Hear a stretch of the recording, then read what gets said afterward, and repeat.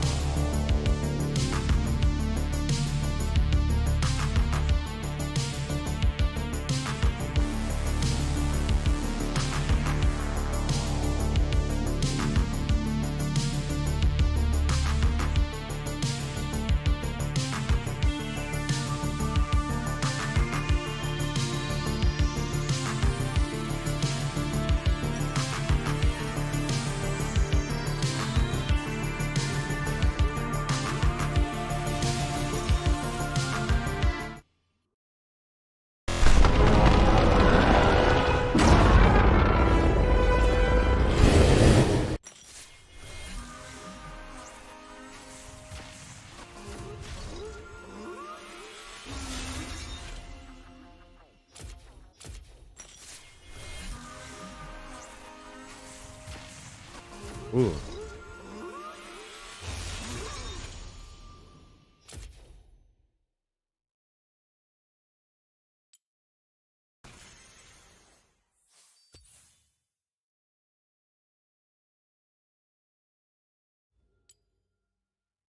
That's pretty cool.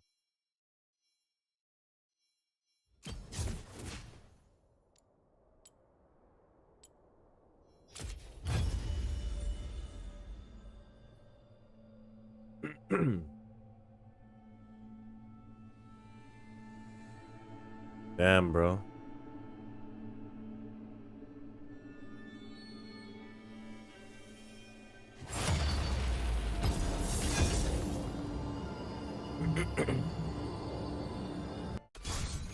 Nothing gets in.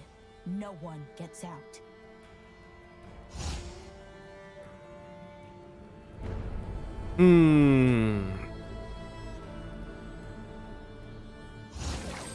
Lady Lucky's smiling. Oh, a TF. Yes, sir.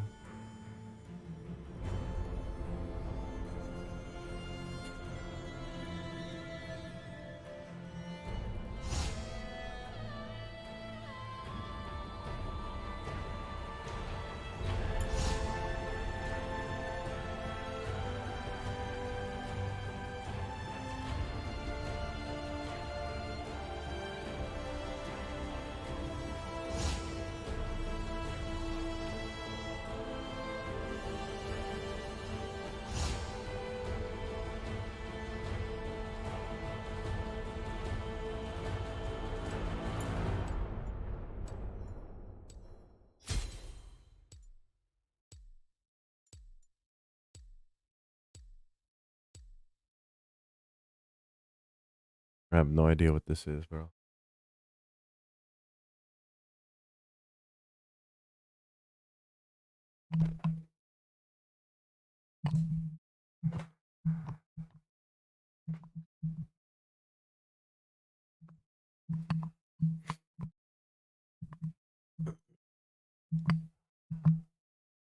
You know, it's not even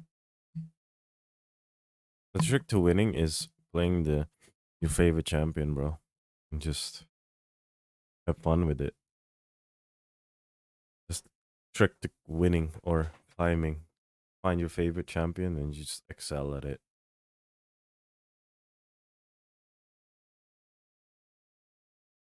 That is the trick, my friends.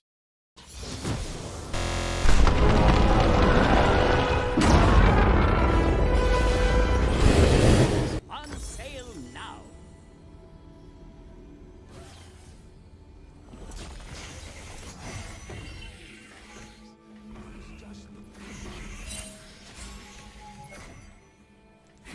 Deal.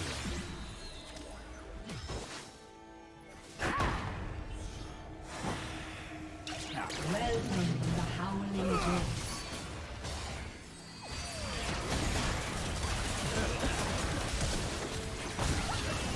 First blood.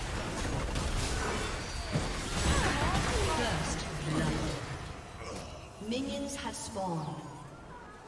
An ally has been slain. An enemy has been slain.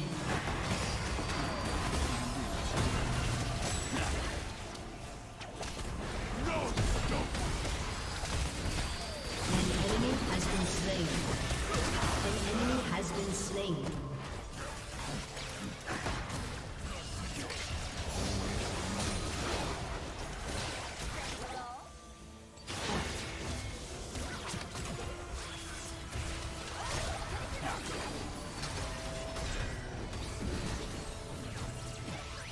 An ally has been slain.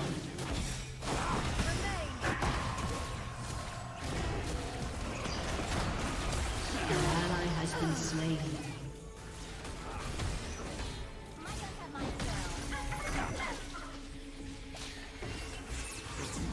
Lucky day.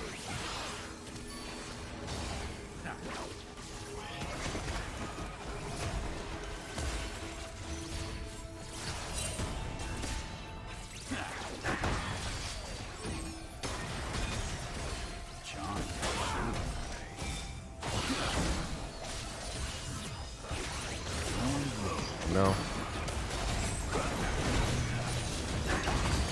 Oh my god, bro, you're a savior. Just the luck of the Jesus draw. Christ, dude.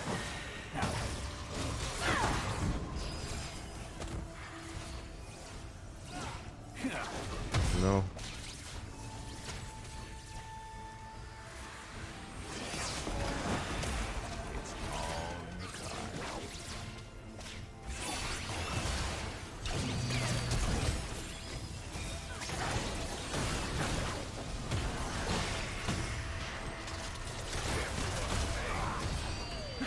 Ally has been slain.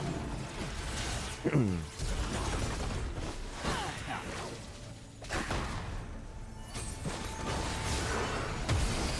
enemy has been slain.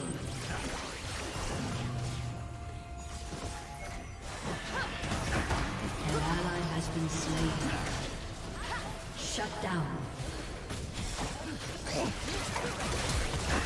Double kill. Shut down. Enemy double kill. Enemy killing spree.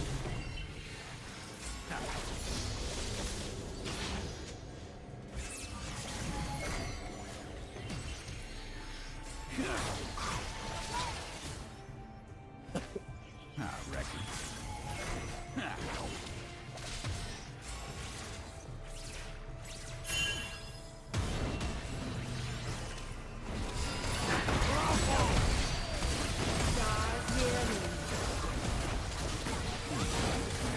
Enemy killing spree.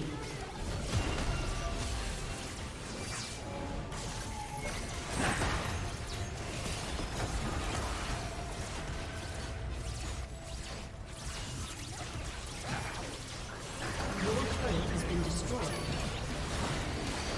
An ally has been slain.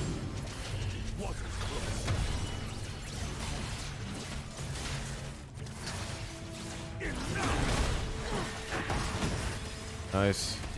Binding. Out of mana.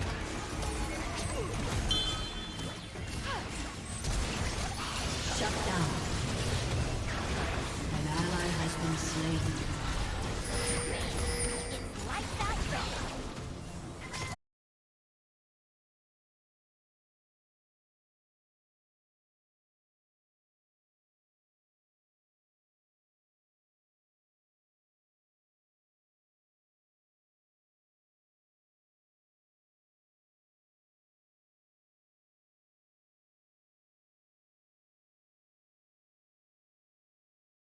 Has reconnected. Just like luck of the An draw. enemy has been slain. Too many crumbs. Shut down.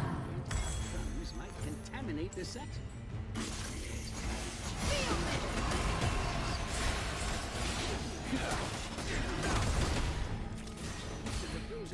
It's all in the cards.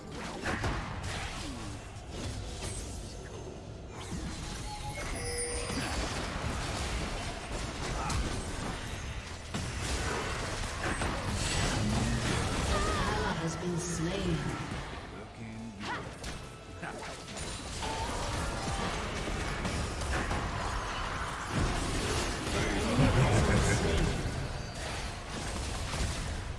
An ally has been slain.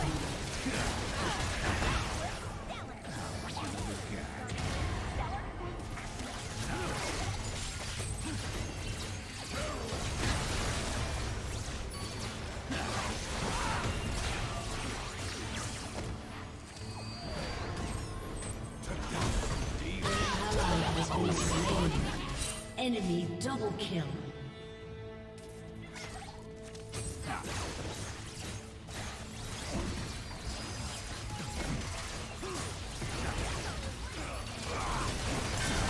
Shut down. Triple kill. Shut down.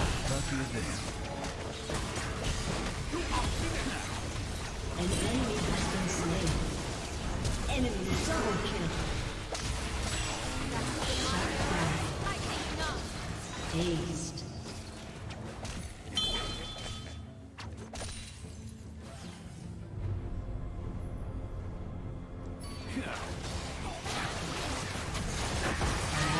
What the fuck, dude? Lights out for you. Oh my god. You have been slain. Fucking, like, whoever is like inting should just stop, man.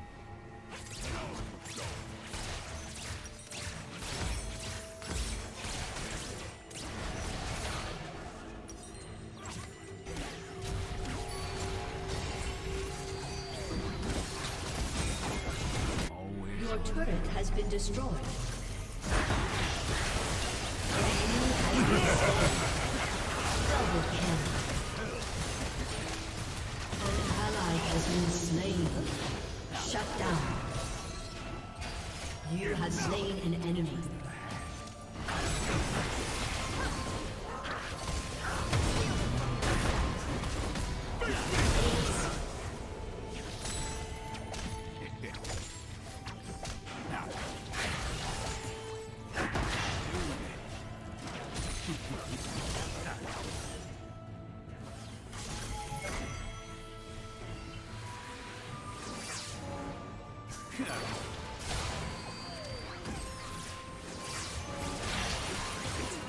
Lucky day.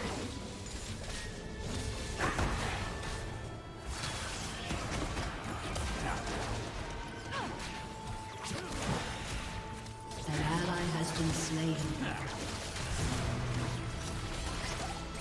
Charmed, I'm sure.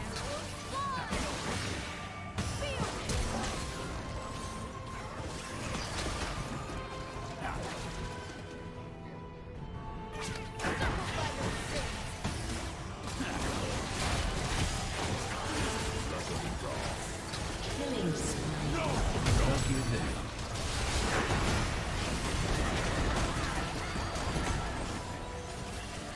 An ally has been slain. Your inhibitor has been destroyed.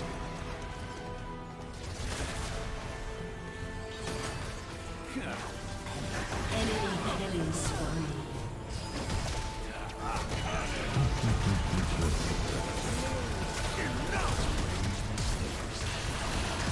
The ally has been slain.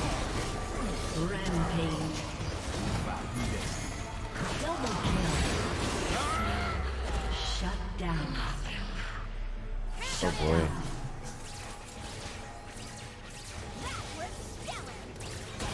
Start our new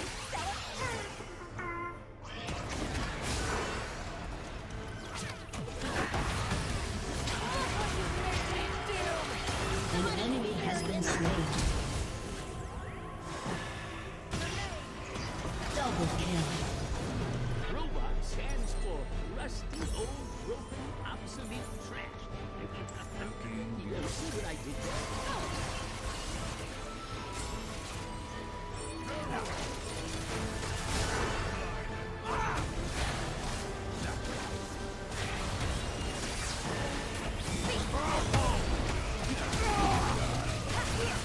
Lucky there.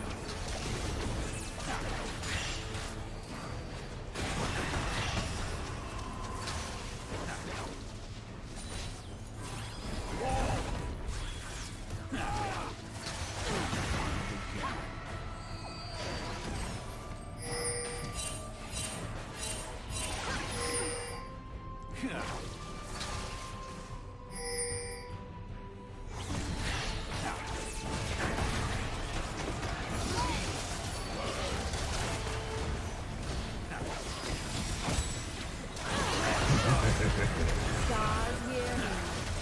enemy has been slain. Shut down. I reckon. Enemy killing spree.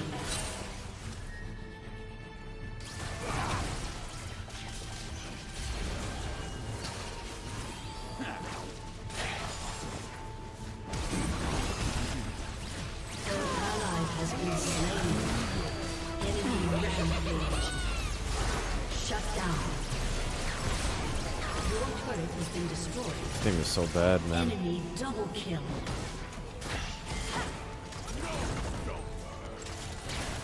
An enemy has been slain.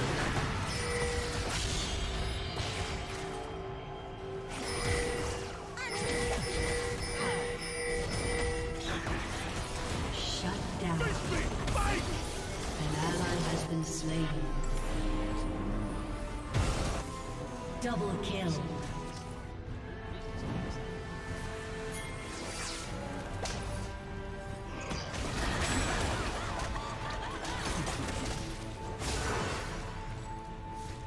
Doing it.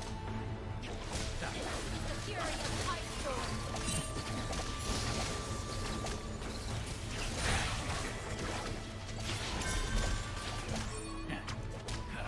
Spirit, reveal our world.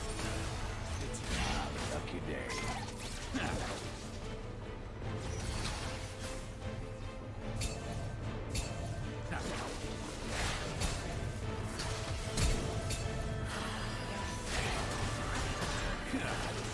Let's fly! Charmed, I'm sure.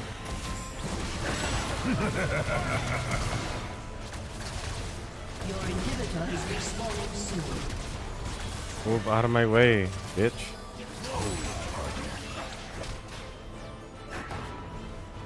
Just luck of the draw. For life. An ally has been slain. Rockets are Your useless. inhibitor has been destroyed.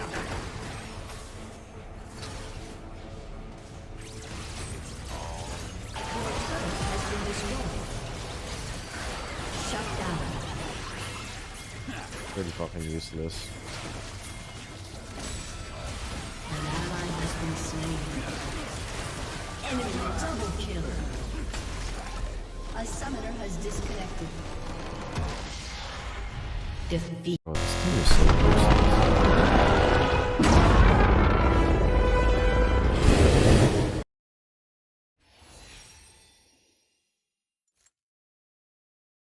useless.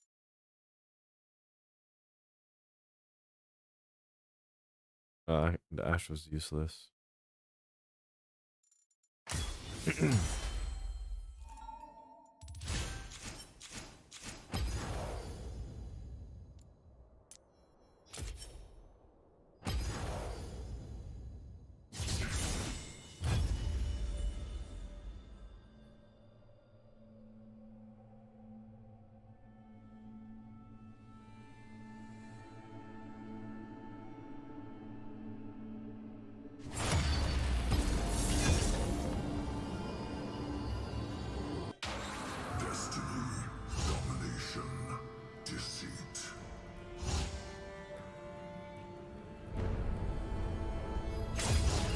I find courage unpredictable. It's total insanity. You can. This'll be a blast.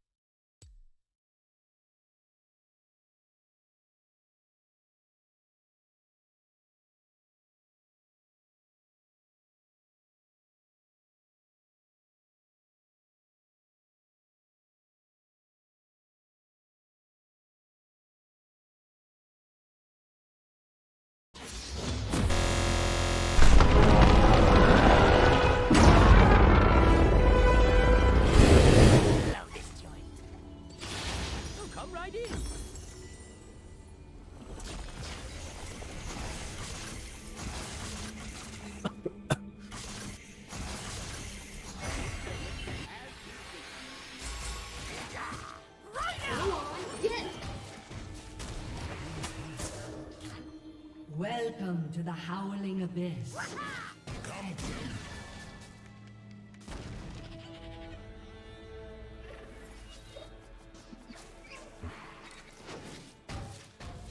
I am Neela of the Minions Seventh have Legion. spawned. Accept my challenge. Forgettable words from a forgettable. You sound nervous.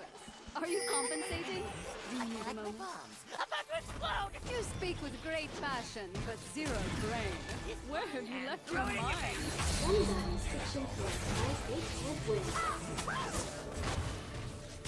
What do you mean this doesn't look safe?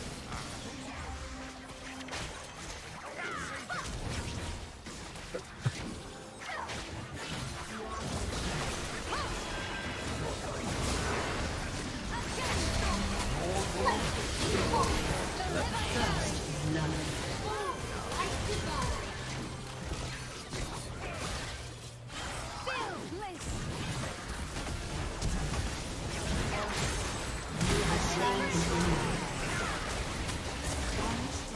An ally has been slain. Enemy double kill.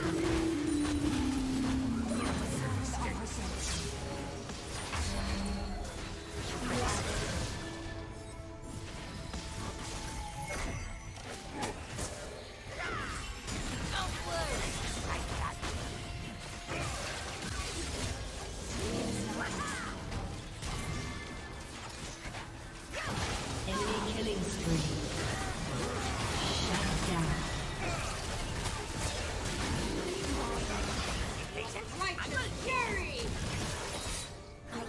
Sights and see. Retribution is at hand. Throw it in your face! Anyone got a I like my bombs. About to explode! Here I am.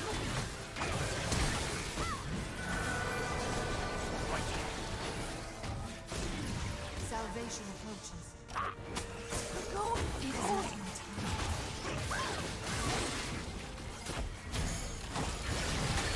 You have slain an enemy. Deserving of redemption. And throw it in your face! Let's blow this joint.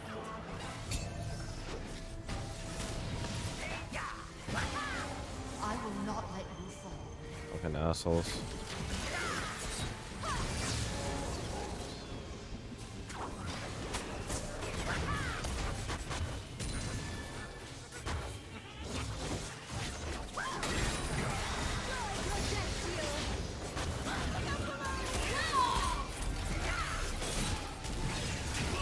An enemy has been slain. The fuck?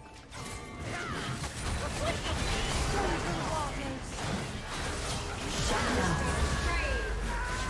An enemy has been slain. Salvation approaches. Killing spree. Double kill. Shut down. Finally a customer. Rhino! Take this. Shut down.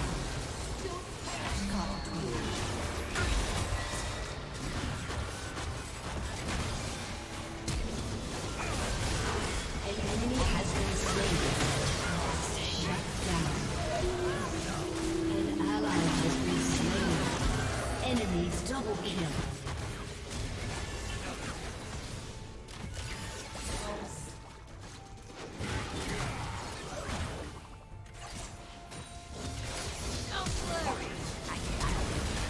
You have been slain.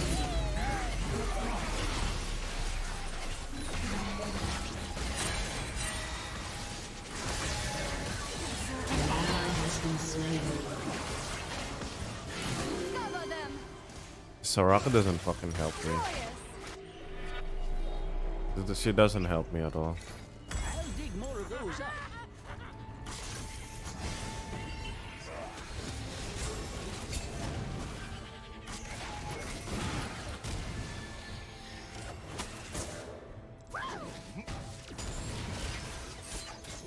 The fuck you doing, bro? What the fuck? An enemy has been slain.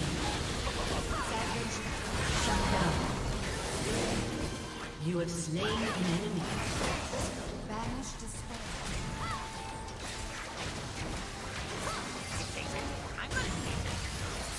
Like, I'm not trying to fucking stay here and watch your fucking stupid ass, bro.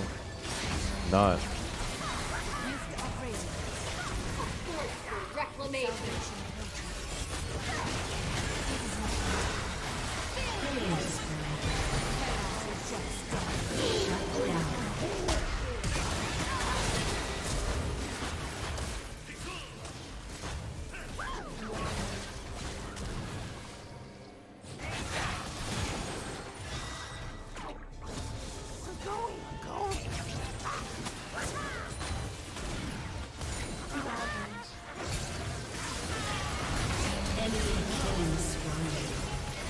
Shut down.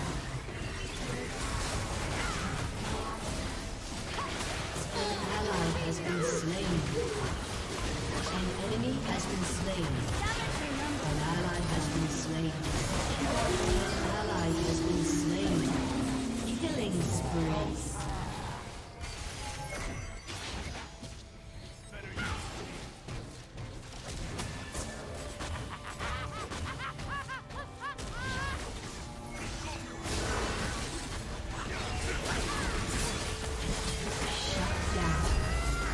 This Soraka doesn't fucking help me, bro. Heal me, you fucking hoe. Oh my god, bro. Get me out of this fucking game. An enemy has been slain.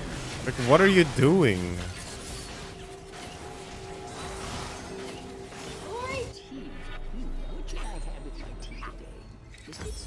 Don't help me. Like, what's wrong with you? Might as well not play the game. Being this fucking useless. Fucking kill yourself, you fucking bitch. Kill yourself, man. Oh, they removed it? What the hell? They removed the hanging yourself emote.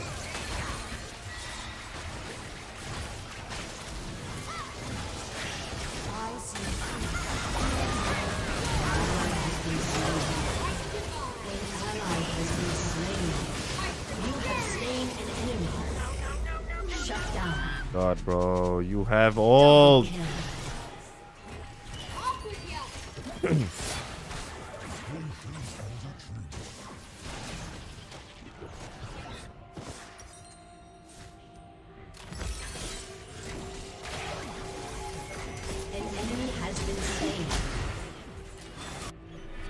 enemy has been slain.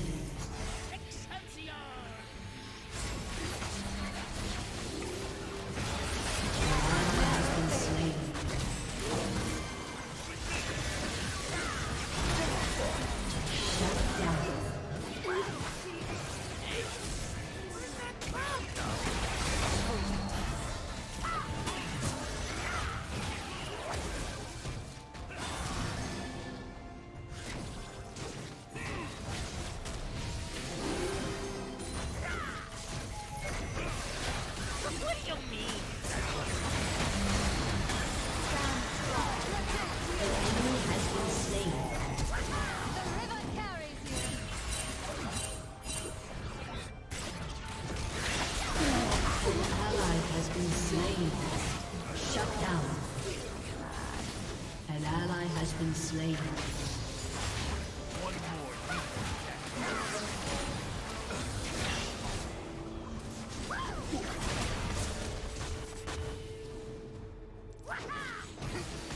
Impatient? I'm not impatient.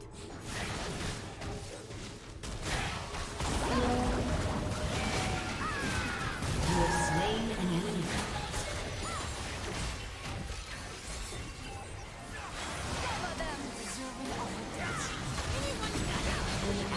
Has been slain.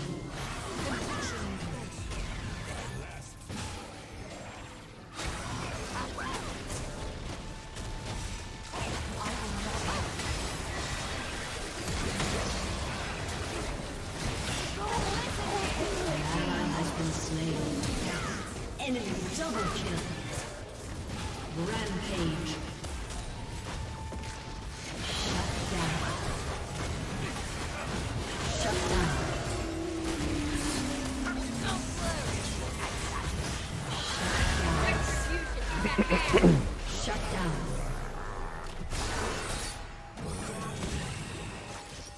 You don't fucking ult.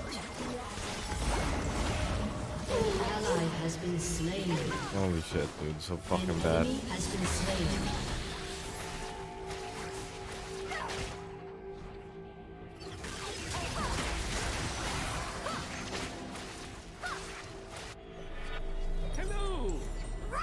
This is like the worst Soraka I've ever faced, man. The worst. An ally has been slain.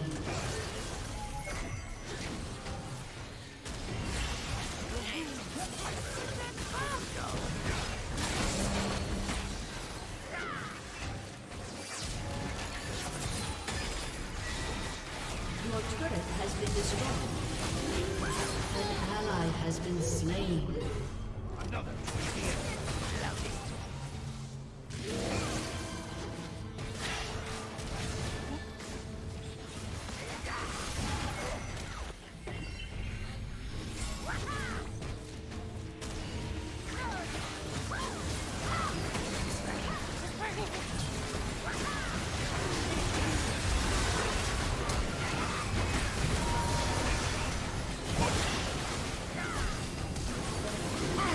ally has been slain. Enemy double kill. Shut down. An enemy has been slain. An ally has been slain. An enemy has been slain.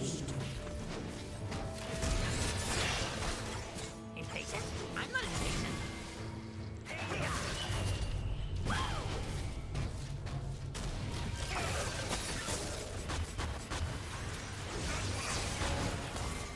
You have slain an enemy. Fucking retard. Retard. An enemy has been slain.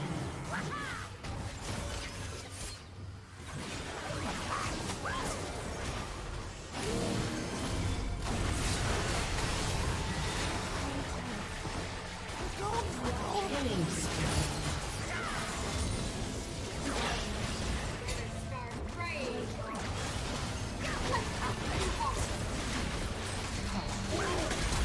Your team has destroyed a turret.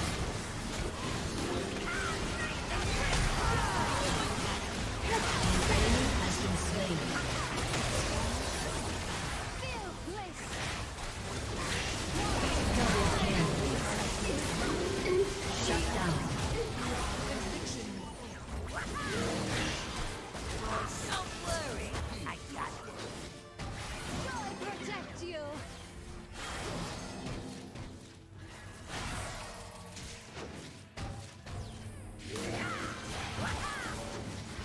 The river carries you.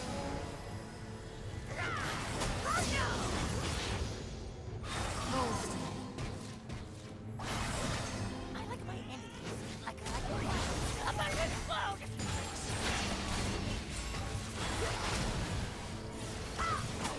Into the waters.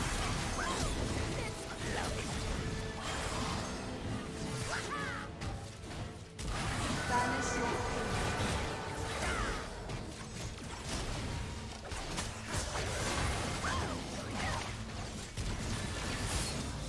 This one and throw it in your face. Hey, where'd that bomb go? Gift of radiance.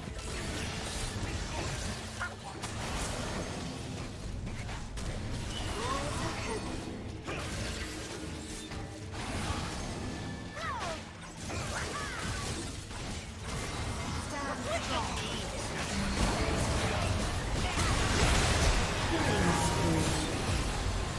Shut down. An enemy has been slain.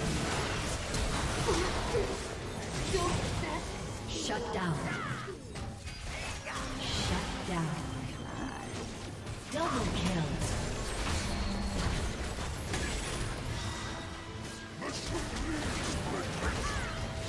Ace.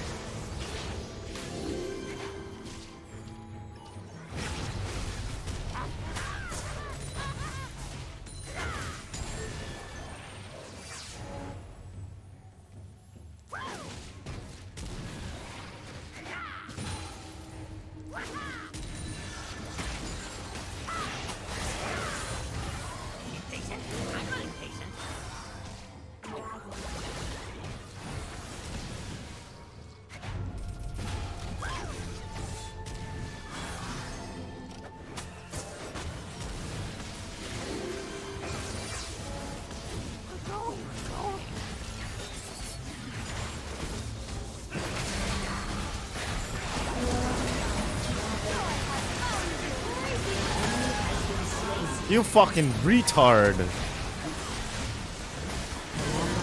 Oh my god, man.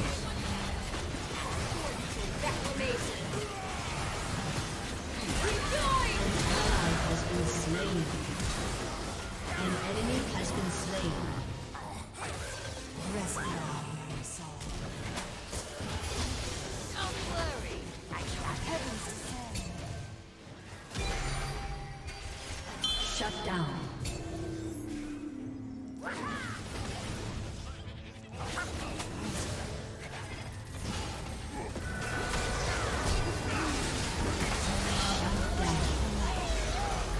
Shut down. An ally has been slain.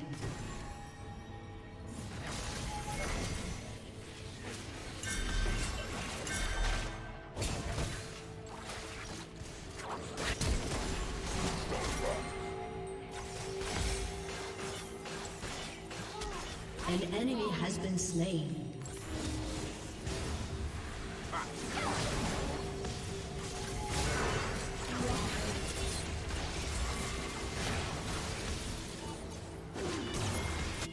Hey, where'd that bomb go? You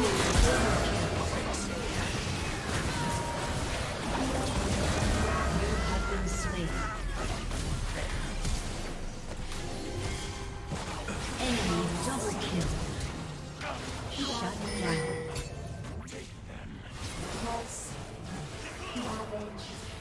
Your turret has been destroyed.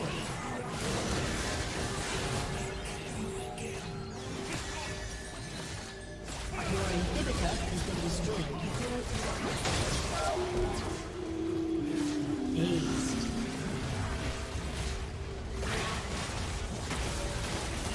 Your turret has been destroyed.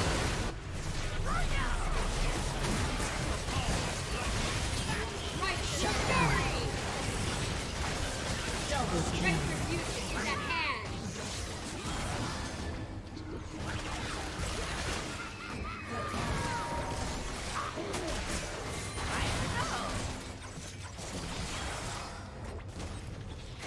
I don't have all day.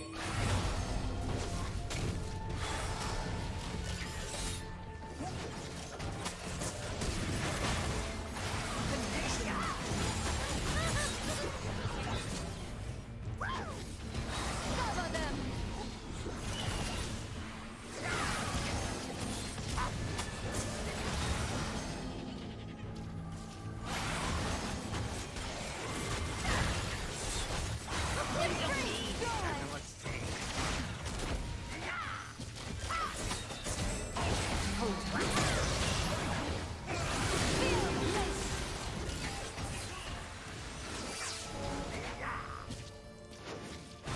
Gift of radiance.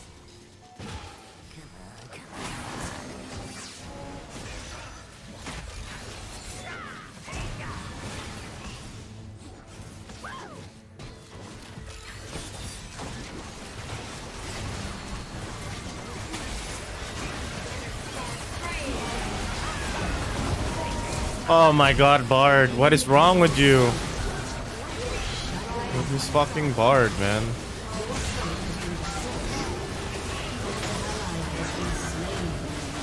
Shut down. This fucking Bard. Enemy double kill. An ally has been slain.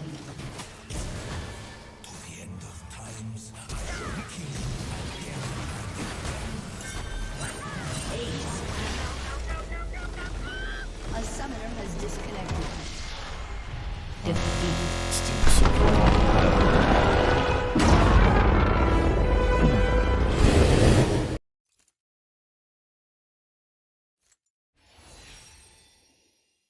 Damn it, bro. This Soraka made me cringe. So fucking awful, man.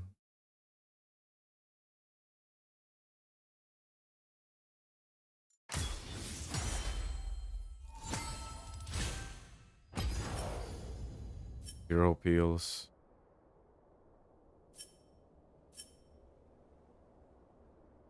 Please don't play Soraka, bro.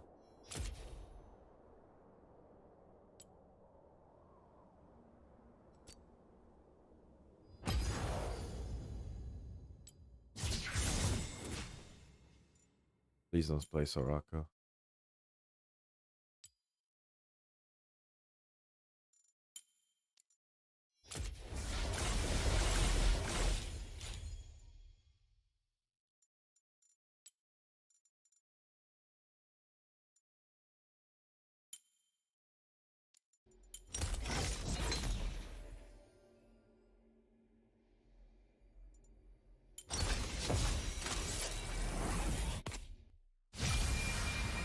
Oh, Project Mordekaiser. Good one.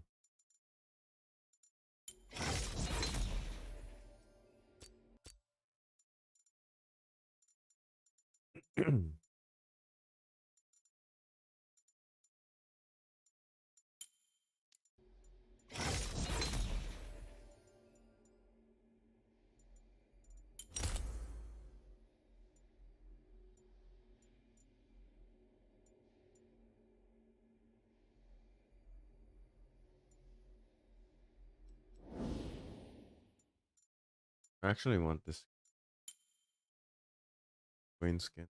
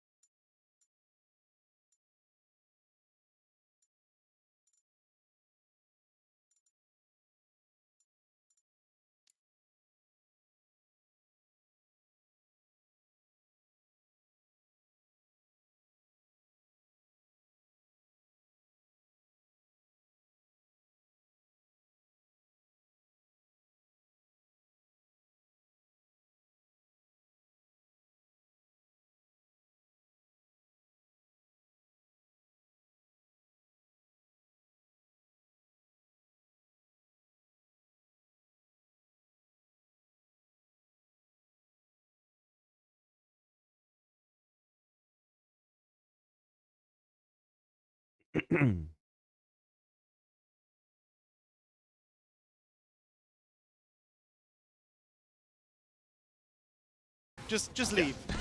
But I do have that, like, at what point does Croc become the grandson of Junji? Because at this stage, 3 kills going across, Grim Terrell solo his face. It has not been a good look for Croc when Junji's in the area.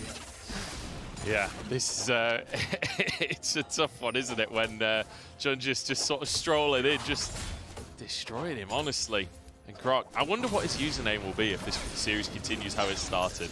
I've got to know what that solo queue idea will become. Robo trying to push this in. I keep calling him Robo because I'm casting with you. It's okay, Oshi did the exact same the other day. I was like, You're hanging out with a Rob all day, it becomes hard to say Robo.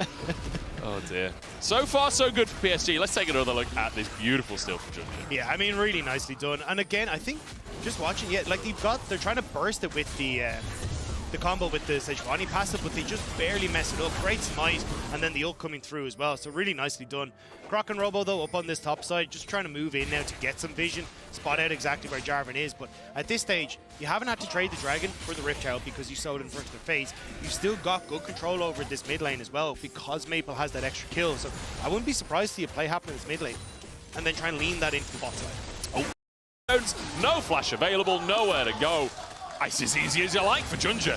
I mean, the second the flash is down, Tin Owns is so vulnerable. Like, that's what we're saying. It's one Tango Barb lands. In that case, it's just a case of Cataclysm and the follow-up for Maple.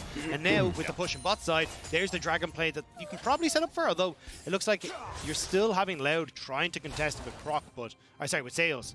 But I think you just easily pick this up as PSG talent.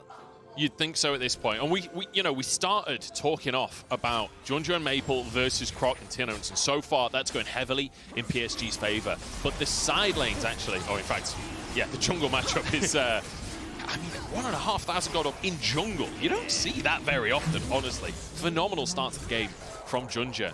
But the side lanes are going well for Loud. That's the silver lining right now. You can see big old CS lead for Robo in the top side with that kill as well. Root in a similar situation where even in CS, but he has that kill on the board. And that is really going to be the shining light for Loud fans. Yeah, I think the problem is, though, it's going to become significantly easier to try and move that pressure around the map for PSG talent. Like, you already saw that quick kill in mid. All right, cool. Now Maple has the a little bit of an advantage for himself. He can push in, start to drift down to bot sides, threaten a lot of the dives. And even at the moment, because Junja's going to go for this reset, he'll clear from top to bottom. Could even be in a position where he's kind of desynced from Croc, and Croc is in a position to try and stop that. So there's going to be a lot of ifs, buts, and maybes for Loud, but they need to try and figure out, like, get the vision in place to try and find out where Junja's going to strike next.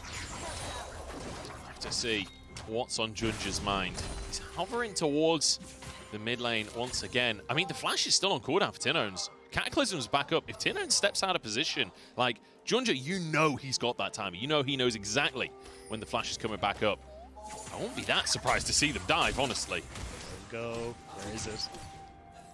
Oh, They're it's so waiting for the scary. wave. It's They're so waiting for the scary. wave. This But is like a Croc horror knows. show. Croc knows, and you can see Seos on the way as well. Woody's here already. Croc CC'd up a little bit. Surely they can't go for the dive with Croc in the area. Yeah, especially with the ultimate up for the Sejuani. You go underneath that tower, there's very little chance of you coming back out, so they will just call it off. But again, you can see how much of this game is being dictated by PSG. We'll just pop down the Rift Herald, get themselves 2 plates and back away, but Croc taking a couple of damage. Yeah, a bit of a CC chain there. I think ulting just to get his aftershock to make sure that he was safe. I really like that ult, actually, as a defensive maneuver. But look at this. Woody and Junja just go back into the same spot again. The CC chain, not even Rakan can escape that. If it doesn't work twice, sure, look, we'll give it a third time, see what happens. Like, the fact that PSG eventually managed to pull off the least covert operation I've ever seen. But now Junja moving bot lane, they want to make sure that Brute cannot touch this wave either. Yeah, less still has covert, more just straight up brute force, going full Shrek, just saying, I'm bigger than you. Just running at them. And I've got to say, I'm really surprised at the pace of this game and the way that PSG are playing, because we came in saying patient, slow gaming, and that is not what we're seeing from PSG at all. I mean, a large portion of that was, hey, I want them to take a slow around objectives, and realistically, it's been Loud who've kind of been fumbling that a little bit. We saw it at Rift Tower where they didn't really have control over what they needed to do, also overextending in towards like enemy jungles when they didn't have to, but I mean, this ward doing work. Like, you have to know they're still in the area. Just a big mistake from Sales to work for Maple. Ooh, Tinones dodges away from the root, and that should keep him alive. And now a TP coming on through. But I think it's a bit too little too late. Robo, unless he can flash in and get a stun, but even then, don't really have the damage to get through anyone. Strikebreaker finished off for Robo. But he won't find, he won't be able to close the gap. And now PSG having a TP advantage in that top lane. And giving the opportunity for Ozzy to just get a bit of farm without having the Renekton in the lane. He'll be able to crash this one, get a nice reset for himself, pick up his Triforce off the back of it. So even though they don't get the play, they still get the advantages that they needed. Wacko even on the bot side. I think Sales was considering making a play towards Wacko, but it's a Xayah with flash, cleanse, and ults. Like, trying to respond cross-map to that is a pain. How often do you see a 2k advantage in the jungle in our MasterCard lane economy snapshot there? Like, this is a game and a half from Junja. And it's worth mentioning, like, you know, we were kind of talking about Junja behind the scenes, saying, like, sometimes he goes a bit too far, sometimes the team's not on the same page. We've got to keep an eye on him today. Well, clearly he's had his Weetabix this morning, because he is on fire. I mean, Gore Trigger now completed. Going up here against Robo. He wants to fight, though. He wants to get into Maple. Sun's the clone, though. Robo's quite happy to take this fight, honestly. Junja being the one that has to retreat in the end. Not wanting to use the Cataclysm, not wanting to use the Pop Blossom, because they need those if they're going to fight for the Herald. But now they've lost so much health, I'm not sure that they can. They can't. And that is a massive win for Loud. The fact they'll actually manage to rotate people up here to get the pressure. And even when you look at the bot side, yes, Ozzy's in a position to start threatening that bot, but not really there to get the wave in fast enough to really make that Tinones can even TP down if he wants to. Wacko trying to get pressure on mid lane turret, but he's not really in a position to do so. So Loud kind of finding that window of opportunity to sneak one back over PSG. Yeah, fantastic. And fantastic specifically from Robo to call the bluff of Junja there. Junja's coming in like sort of pseudo-ganking, not willing to actually commit to the play though. And Robo's like, look, I know you don't want to use your ults. You know you don't want to use your ults. I'm Renekton. I'm just going to 2v1 you. I am They'll be all right. I am surprised though with the way the Loud kind of went for the resets there. Like, I assumed they put Tino. Oh, hang on. Here we go, into the mid lane once again. Root has the flash available. There we go, has to use it as Woody chases on it. Zeus with a good little charm. Wacko getting feathers down. Woody taken out though. The ignite to finish the job, or in fact, Root getting the kill in the end. Beautiful stuff. And a tower in the meantime on the top side. Yeah, I mean, I was about to say, look, I think Tino should have TP Plat to try and cover that bot lane tower. Robo could have swapped up towards the top lane, but it ended up being a case of, like, PSG Talon got their wins, but it's when they tried to overextend off the back of that, that's where it came back. And again, needed to be patient. They tried to go on towards Root, see if they can pick him off before Dragon spawns, but they end up giving over those kills. Loud, though, not really in a position now to try and contest because of them having to burn a lot of those health bars to get that play happening. So instead, they're going to pong that second Rift Herald and get 2 towers on that top side. He showed that wall. Yeah, great moment for the camera to come down to Azure there. He was looking for the opportunity to potentially get on Robo there because Junja was in the area. Herald taken for Loud, and it does feel like they're getting back in the game. Feels like a couple of plays in a row now that are starting to feel a bit Loud favoured. Still an advantage for PSG, and I will say, Infernal Soul on the cards this game. Worth mentioning, as Azure in all kinds of trouble. There's the stun, the follow-up for Seos. It's beautiful, and it's another kill for Robo, who's absolutely dominating in this top side now. Yeah, and this is going to be another turret going across the Loud as well. So the last few passenger plays, I mean, PSG fumble one, and immediately Loud are trying to use that tempo advantage to pick off so many different members. Need someone to go up and cover that top side, though. PSG moving several members down here to cover the play of the bot side tower, but they will end up losing that wave in the top end. And it does feel a little bit dangerous for PSG that, like, the big sort of advantage that they've got in this game at this point is the 2 Drakes. But it feels like they're starting to lose control of the game overall, which makes it difficult to get any further Drakes. And this is the thing, like, you were in a position here as PSG Talon where you can just fall back and Dragon, right? You've got the pick, you've got the vision. You got the tower, you got the vision. You've no need to overextend for this. You're only playing into a position where you don't have vision of what's exactly happening. There's this Sejuani waiting in the bush. And then as well, because Loud have the advantage off of, hey, we've just killed a couple of your guys and you've got reset, well, now we can start to make plays in the map, use that TP advantage that we picked up. So nice job from Loud to find that. But now it's on PSG to try and fight back here. They have the double TPs. They have the opportunity now to try and make some plays and see if they can take back that tempo from Loud. See if they can get control of this one. Croc moving in to challenge a little bit. He's got some items now. He's not quite as afraid of Junja as he was once. Junja going a little bit sideways, and so is Croc. Do you know what? Let's all just pretend that never happened. Let's all move on with our lives and just pretend we didn't see that. Yeah, we're only focused on the blue ball. Will be stolen by PSG because everyone has everything up, but Loud is going to back away instead. Still, though, this is where I need to see the game kind of picked up from PSG Talon. Like, I want to see them, as you can see, like, getting vision, Robo. Maple could be in trouble here, honestly. The Pop Possum going to have to be channeled. As Maple walks away with his life, and now TP coming in from Adjet as well. That is Mininar, though, but he can kite this out forever. Look at him go, trying to escape from Robo. Hops over his head as Junja flies in, but Robo's over the wall. But so's the rest of PSG. It's a 5-man play towards Robo to shut down the Croc. PSG Talon were so easily able to collapse on that. Like, no push in mid, no real push on bot side. Like, yeah, you get Terra, but they easily collapse. And now it's Loud who are in trouble again. TP coming in behind enemy lines. It's Maple looking for Root here, trying to wait for the spell shield, but Root, the reactions are perfect. The waiting, the patience is perfect. Seos will actually run away with his life somehow. In the meantime, Maple's low. The CC chain coming through. The spell shield's on cooldown this time. And Junja grabs the shutdown for himself. Tinones flies into the play. And Seos is still running around the jungle. He will finally be found out. And that's 2 kills for the side of PSG and a tower on top. Nice job for PSG Talon. We said we needed them to find picks to get that advantage again, and immediately they get Robo, and then they start the TP. Nice job from them to actually get the opportunity to pick off Root as well, because now the map is theirs. Like, everything they want to do, get the vision that they need, get the push in top side. This is where PSG Talon can now start to smother Loud, go for this 3rd dragon, and set themselves up. But you'll see here, Croc, you've nobody there. Like, why are you trying to contest this when you already know everyone on PSG Talon is trying to come in through that top side? Root does a great job here against Maple, knows there's no ultimate on Maple, which is why he's playing so far forward. But here, Maple just buys so much time. The stopwatch lets Jarvan get into position, so Junja, after the Rambo hits, immediately follows up. And then it's easy pickings there with the amount of damage that they have. The fact that Maple's able to get both of them with the Tangle Barbs there, maximum range, and then the extended route because it hits the first target. Fantastic play from Maple. It's a great TP flank to start, and it's a great bit of mechanics to finish it off as well. PSG, just when it felt like they were starting to lose control of the game, they get a couple of plays in a row, and now, with Drake spawning in 20 seconds, it feels like they're the ones in control once more. Yeah, they've just got so many opportunities here. They've already got vision established on the bottom side jungle. They can make sure that they're able to keep people out of the bot side. You see them at the moment grouping up in mid, just get mid control and mid priority, so then they can just lean back, make sure there's no real way for Loud to come in again. Remember what we said about Loud?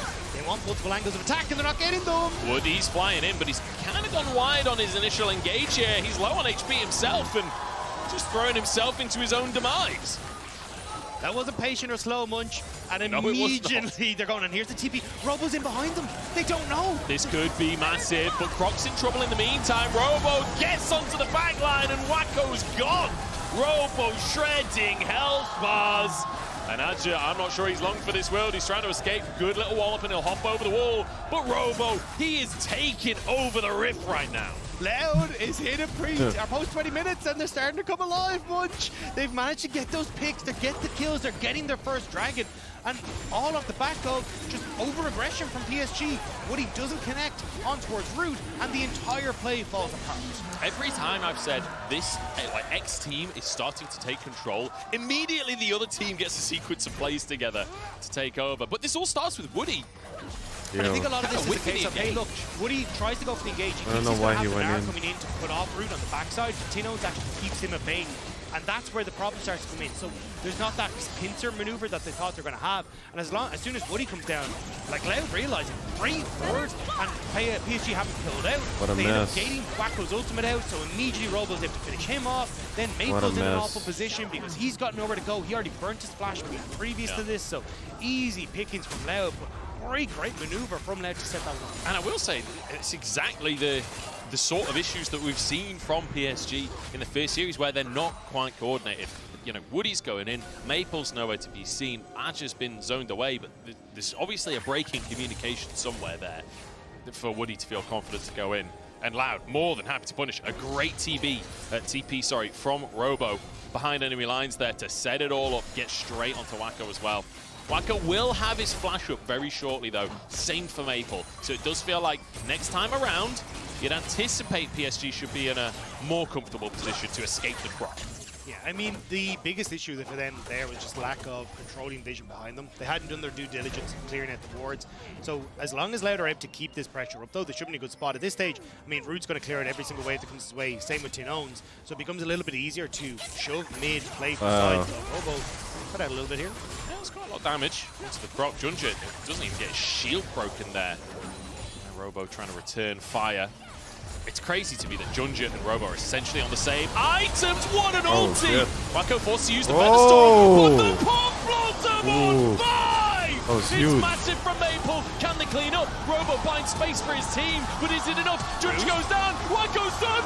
Robo, you are insane! Oh my god. What a play from Loud! When it looked like it was turned around, when it looked like PSG had found their moments, Brazil comes alive and says, wow. We've got this! That was crazy. And Root in the meantime on Sivir of all champions. And I thought just PSG, you firing got it. away. And this here, watch, actually you get the interrupt here from Woody on the engage coming through from Rakan Sales, and I thought that's it. This is going to be a massive turnaround with that Pop Blossom. But the fact that Ozzy can actually get onto the backline here, Root, positioning was phenomenal, getting a ton of damage off, flashing forward there to follow up, and Ozzy just couldn't have that impact even though he's about to go Mega Gnar at the end of that fight. Absolutely bonkers. That Pop Blossom, I was so sure the fight was won for PSG. But managing to get into the backline is Robo. Root spell shielding the knockup, like you say, so he can just keep on getting damage out in the meantime. Wow. And now suddenly, Root actually kind of matching the scoreline that we saw from Junja. He's finally getting back into the game. He's finally getting some items behind him. And you can see that drop in win probability powered by AWS there. Yeah. That is a steep decline at the end of the chart. I mean, really, really strong team fight. But again, I want to highlight Root. Again, massive performance on day one. 2 solo kills, a pentakill in his first game. Then coming in being a massive performer for Robo, actually. Wants to make sure he might have a performance here. That Croc is still strong. I mean, Ashes in Mini now, they don't actually have that much damage. Can he escape? The Cataclysm connected at this point. Junja could be in trouble himself. He's used everything to make that play happen. But the Pop Blossom again from Maple. 3-man takes him out. Junja still surviving as Croc and him swap places on the wall. Drake not up for another minute or so, but this Red Bull Baron power play from Loud not looking so hot anymore. This game is so back and forth. Every time I'm like, Loud have got it, they've done it. Robo gets caught out of the bot lane, and they try to connect, try to turn that one around, but once the spell shield's down from Root, it's an easy pickup for PSG Talon. And now, as you say, the Red Bull Baron power play, 360 gold. Kill, less than a kill, and it's even going to diminish further as you're going to be kicked off the map by Loud, and the Dragon going to be up soon. But Robo just overextended, doesn't have the vision there, tries to go in and thinks, hey look, I've got the Gore Drinker, I've got the Q, I can try and stay alive, but manage with the follow-up here, locks them down. But watch the spell shield on Root. He ends up using it on this stun there from Woody, which means that when Maple comes in here, there is no follow-up, and it's that 1-2 punch from Ozzy and Maple that finishes this off completely. I love that at the end as well. Junja and Croc just swapping places over the wall. Let's both agree just to get out of dodge. But now, Drake coming up negative on the Baron power play. For Loud for a second there. 10 seconds on Infernal Drake. And this one's going to be huge. Loud desperate to take control. Root's cleanse is about to come back up. No flash available, so this Sivir going to be significantly more vulnerable. Even the ultimate backup for Junja, whereas when you look at like Wacko, Flash, Cleanse, ult available, this is going to be a significantly easier fight for Wacko, who's just hit 3 items to try and take the fight. So Loud, they need to try and play it smart. They need to try find ways to separate Talon so they don't just go for that big play. Both 80 carries on 3 items, but crucially, Root has a stopwatch hidden in there as well. That could be massive, could be monumental in this fight. Croc trying to make his way in to see if he can get onto that back line. You also got the stopwatches available for the Nico and the Talia as well, so you have to be careful with who you decide to go for here. The longer Loud can play this though, the more opportunities they have for Root to try and get that ult, or that flash backup available, which is why they're playing for mid. But here we go, Junja separated. He's okay, he's got a little pocket. He's quite happy in his little corner there. Junja getting out with his life. That's going to be Weaver's wall on cooldown. Look at where Aji is at the moment though. Control over bot side, he's going to start to push in. This gives him an opportunity to try and flank Loud, which is why they're trying to play into these little pockets where they know there's no vision for PSG, but it's giving PSG the opportunity to take control of River, push them back, and then have those opportunities to get angles of attack onto Loud. Yeah, I like this from Ajit as well. He's left a couple of minions there, so his wave will stack up. Now it starts that slow push. Robo taking a chunk from Ajit as he's joined the team, but he's about to turn mini now. They need to get this Drake before Ajit turns into that mini form. And that's why Robo went in there, wants to try and get it. Sales and Croc are there, but positioning here for Loud is not great. Ajit ult down. Beautiful combo with the feathers and the smite to take the Drake. And now a Pop Blossom onto the backside. Junja dives onto Root as well. The stopwatch comes in. Robo in GA. Maple turns golden in the Cataclysm. Slams him into the ground. Junja looking for more on top. Maple has gone down. But Ajit chasing on through. Looking for Tinones. The carries are gone. Seos on the wrong side of the rift. And it's all PSG all day long today. PSG Talon are able to take control of River. They take control of the Dragon, and they might have just taken full control of this game for once. They have the push in mid. They can crack open the base here and just be able to reset in time for Baron and Mist time as well. Set up all this gorgeous vision on this top side. This becomes really difficult now for Loud to play. What a game this has been. So back and forth right from the word go. A minute until Baron spawns onto the map. There's no way PSG can end the game right here, so they'll just take that mid inhib and retreat once more. But soul point now for PSG, and they can start to build control around that Baron area. Yeah, just unfortunate for PSG. I didn't realize they actually had no vision left, but as you start to come in, like as keeping Robo at bay here, Croc goes in onto Wacko, but look at Root, right? This is, everything has been blown by Loud before Root can get in position. Has to use the spell shield on towards Maple, but just sets up for Junja. Actually, I think the flag might have cancelled the spell shield there on towards Root as well, so Root completely caught out of position, and then at that stage it's on to Tinones to try and follow up, but really well played by Junja again, flashing over the knockup coming through from Sales, and at that stage they're just able to chase them down so easily. Maple has been so valuable in these fights, and you know, he's part of our featured matchup presented by Mercedes-Benz. It's him versus Tinones, and in these team fights it's been all Maple. These Pop Blossoms have been fantastic, and you know, Root even had a stopwatch in that situation, but when Maple is doing Maple things and when Junja's diving in alongside him, there's only so much you can do. I mean, Maple's such a legend in the PCS. This guy's been around for such a long period of time, and the fact now that he's stepping up still at this stage, especially on this Nico, like, he has put in a hero performance, not only today, but on the first day of games as well for PSG Talent. So, Oh my god. somewhere with that. Not entirely sure how it was off the, but coming back to it, I think Maple, he is the guy to watch when you're looking at PSG Talent. He has been on this stage multiple times. The nerves aren't there, and you can see he's thriving in this environment. Absolute veteran. And, you know, a veteran of multiple regions, had multiple years in the LPL as well. Certainly has had his time at the top, and he's made it back to the World Championship once again. He's looking good, especially on this Nico. This feels like the pocket pick for him this year as PSG. There is vision in the pit right now. John just going to clear that, but Woody just playing his own. They just want to try and get the TP from Robo, and even they'll get the one out of Tin Owns as well. So unless they commit to, I mean, with the Zaya, you can kind of do an insane burst. There we go. The Barret's just gone. Croc's now stuck in the pit. Half HP already. As LLL, they want to move in. Can they find a fight out? Adja's on the flank right now, backing away. In the meantime, combo onto Seos. He's low on HP. He's dashing out to safety and will get out. As Junja chasing onto Robo as well. It's a long old fight, but PSG, they will not let them go. Adja turns my mega god. and slams them into the floor. Seos trying to escape alongside Oh. Junja got him flying into the play. The blast cone to safety. they've got the wave though. This could be it. PSG Talent, you've got burned up creeps, you've got super creeps that are right there. Loud, 3 members. Can they hold against PSG Talent? They're trying to end the game right here. PSG on the cusp as Maple goes for another pop blossom. Seas with a stopwatch, but it can only save you for so long. GG. It only buys you so much time. PSG looking fantastic in this first game. Loud pushed 1-0 down once again. But they had moments of glory. There's time for them to come back in the series. What a banger of a game one. That was so back and forth all over the place. You've got PSG who are picking up some early leads, then Robo has a moment where he's able to find a pick, get back into it, and then Robo, well, give it and take it, because he ends up giving over some of those overextensions that claw PSG Talent back into a position This to is fight. Croc's fault. That game was insane.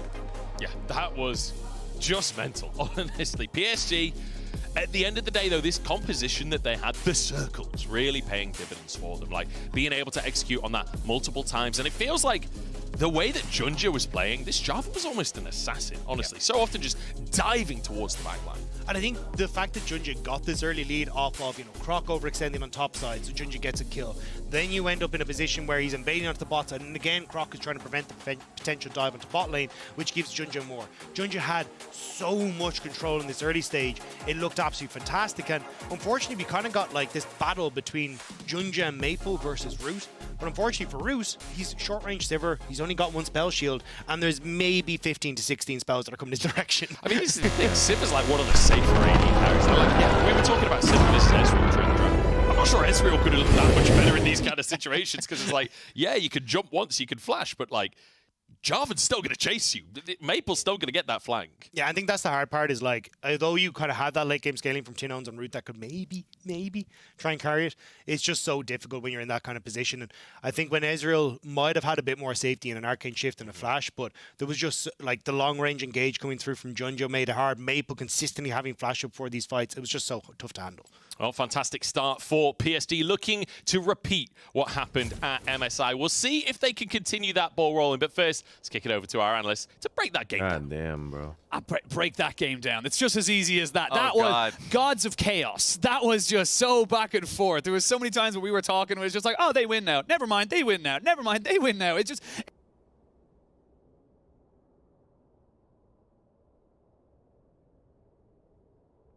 starting. Root had an amazing. First of all, going into the draft, I was like, Sivir, non-believer, right? But then Root shut me up within the game with some of his team fights. So it was a back and forth between some of his incredible spell shields that we'll see later on into what was just Maple constantly being the point of engage. Yeah, you know, I think it was always the question of can Sivir survive that initial start to the team fight? And when she was able to, when she has flash and she has cleanse and gets away, then all of a sudden the boomerang, everything, they're coming right back in, and PSG are getting blown but when she doesn't have flash, it is a disaster. Yeah, I mean, I felt bad for her because that's multiple points of engage. Like, once you get into a team fight, you not only have to worry about the Nico ulti, Rel going in on you, same thing with J4 ulti, as you already see from this fight, so you just are constantly needing to flash out. I mean, Junja had such an incredible early game. Got like 5-1 and 2 or 5-1 and 4 at one stage. Like, he was everywhere. It felt a little bit weird with those first kills because like he gets a kill on the bot side, but then donates a kill over to Rune. It's like, oh, is he going to be able to cash in on that? And I think he did a pretty good job for most of the game, especially when he targets out Tinones. Tinones sort of has to waste his flash because he used the Weaver's Wall to get into the Herald Pit for the fight, and then mid lane is just a constant point of focus for Junja. And honestly, the point that you just made is very fair because, like, J4 really benefited from how action-packed this game was. Oh, yeah. The amount of times Flash was used was like, great, then I just know exactly who to target. The carries, at first, like, yes, Sivir flashing out from the first Cataclysm within the lane and then being able to get double buffs, that sounds great, but if the J4 comes right back, then I don't have an answer, right? So it was a tough one early on for the Sivir, but great from Junja not only to be there in the top lane dive, so he was able to get that first kill, but then constantly make it a pressure point for Sejuani. Just the Rift Herald made me laugh. Walk up slowly, Rift Herald, smite. It's like, I'm mine now, thank you. Job's done. And take the fight. But I mean, like it wasn't all sunshine and roses for PSG. Right. Like, this was one of the games where it was back and forth and very chaotic. The thing is, their comp, like Jarvan, Rel, they can go really deep. And sometimes that was a problem for them. Like here, they're right next to the mid-tier 2 tower. Root's able to cleanse Flash out of the ultimate and then turn around a lot of damage. While PSG felt like they were in control for the majority of this game. With these two engages, all of a sudden it goes back. Wendy misses that, Woody misses the engage. Sorry, this is a Wendy's. Yeah.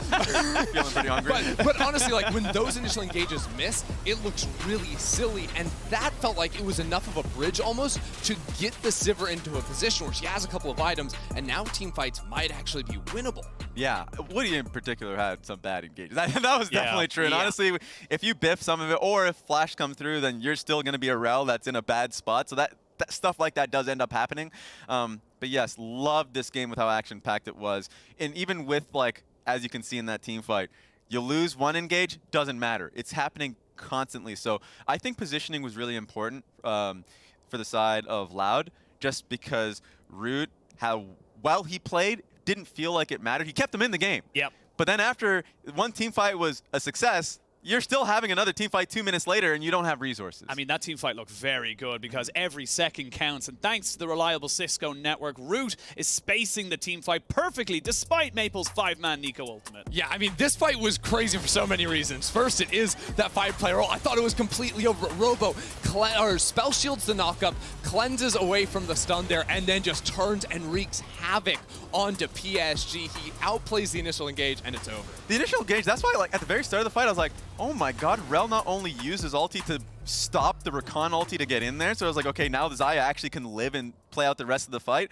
But then, yes, you mentioned the 5-man Nico. I was like, that is the team fight that you can look back on and say PSG won this game. But then it didn't happen immediately, as you mentioned. Honestly, though, that was the moment where I think they figured out how they needed to play fights. Because before, it was Jarvan Rel engaging. That fight, it was a counter-engage, right? And then every single fight after that, it was sort of waiting for Loud to come into them and then them diving forward. And when it's Loud to be the ones to engage, that means that either Sivir is close to try and follow up and deal the damage, and you can jump on her and kill her, or, like in this weird situation on the Baron, Root just doesn't really get to play the game, right? Like, they're trying to come in on flanks, all this stuff, and it just does not work for Loud. That was the big difference once PSG stopped trying so hard, let Loud come to them, and then could find very easy fights. Tryhards, man. They're just crazy, you know? You gotta just relax. Just relax. Don't be trying so hard. Anyway, before we head to break, we caught up with PSG's jungler Junja about his Worlds debut in the latest episode of Oppo Welcome to the Rift.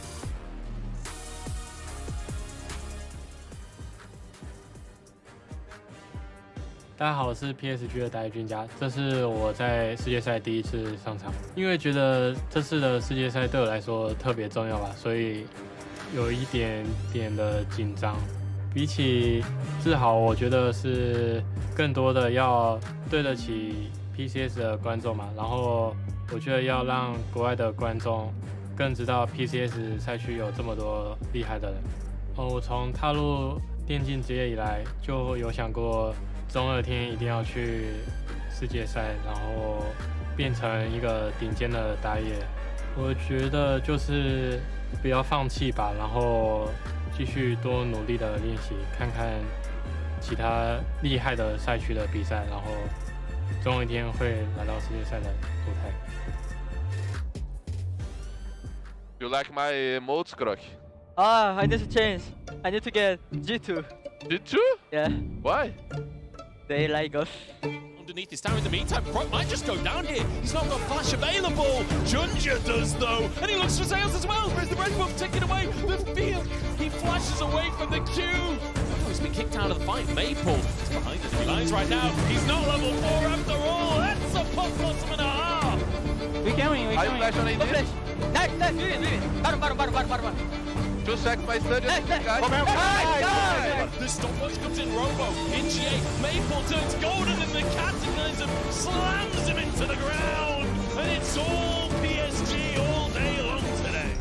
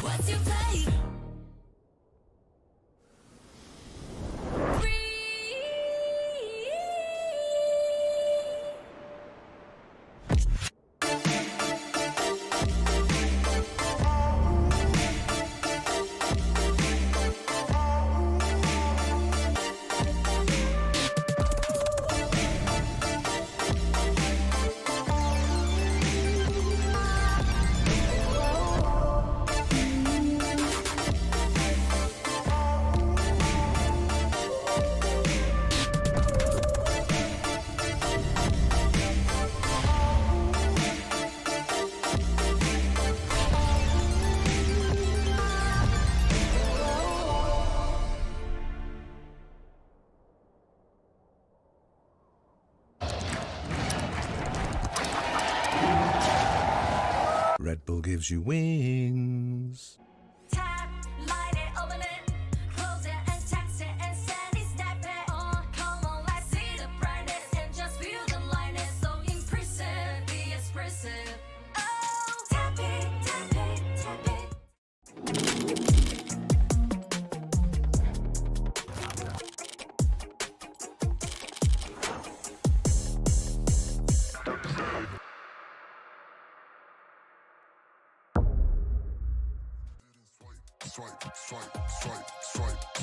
Swipe, double tap this site.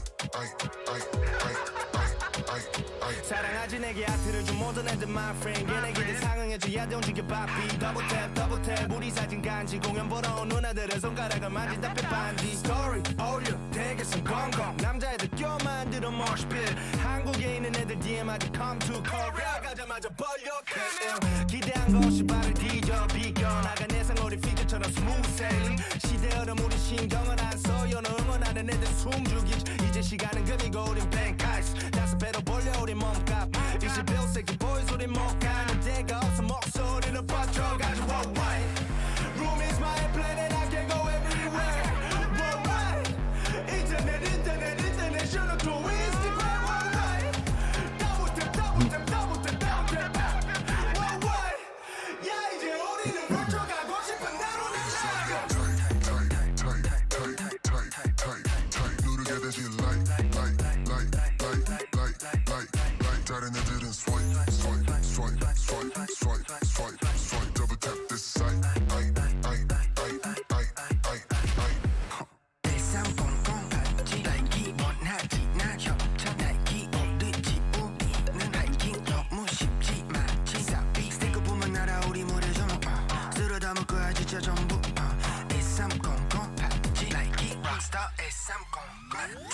이제 달라붙어 우리한테 double team 레이블에서 연락 마치 hurricane 무시하던 새끼들은 어디에 얼른 숨어 미리 사나 1플러스 이제 우리 노래 어디 가면 들려 몇 년 전에 비웃었지 그래 바로 너 생각보다 우리들의 덩치 너무 커 이제 와서 빨아봤자 아웃기억 어서 움직여 넌 어서 뭐 백날 재미없는 노래 뱉어봤자 wow 사자 새끼 어디서 네 명함 내밀어 너를 퇴치하지 우리들은 sense go on a new level keep it on the low a good song.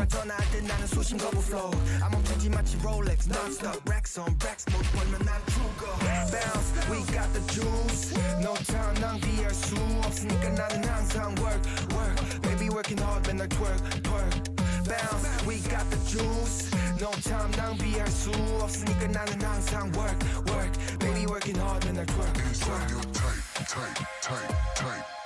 tight. 누르게 되지 like. 다른 애들은 swipe. Double tap this site. I.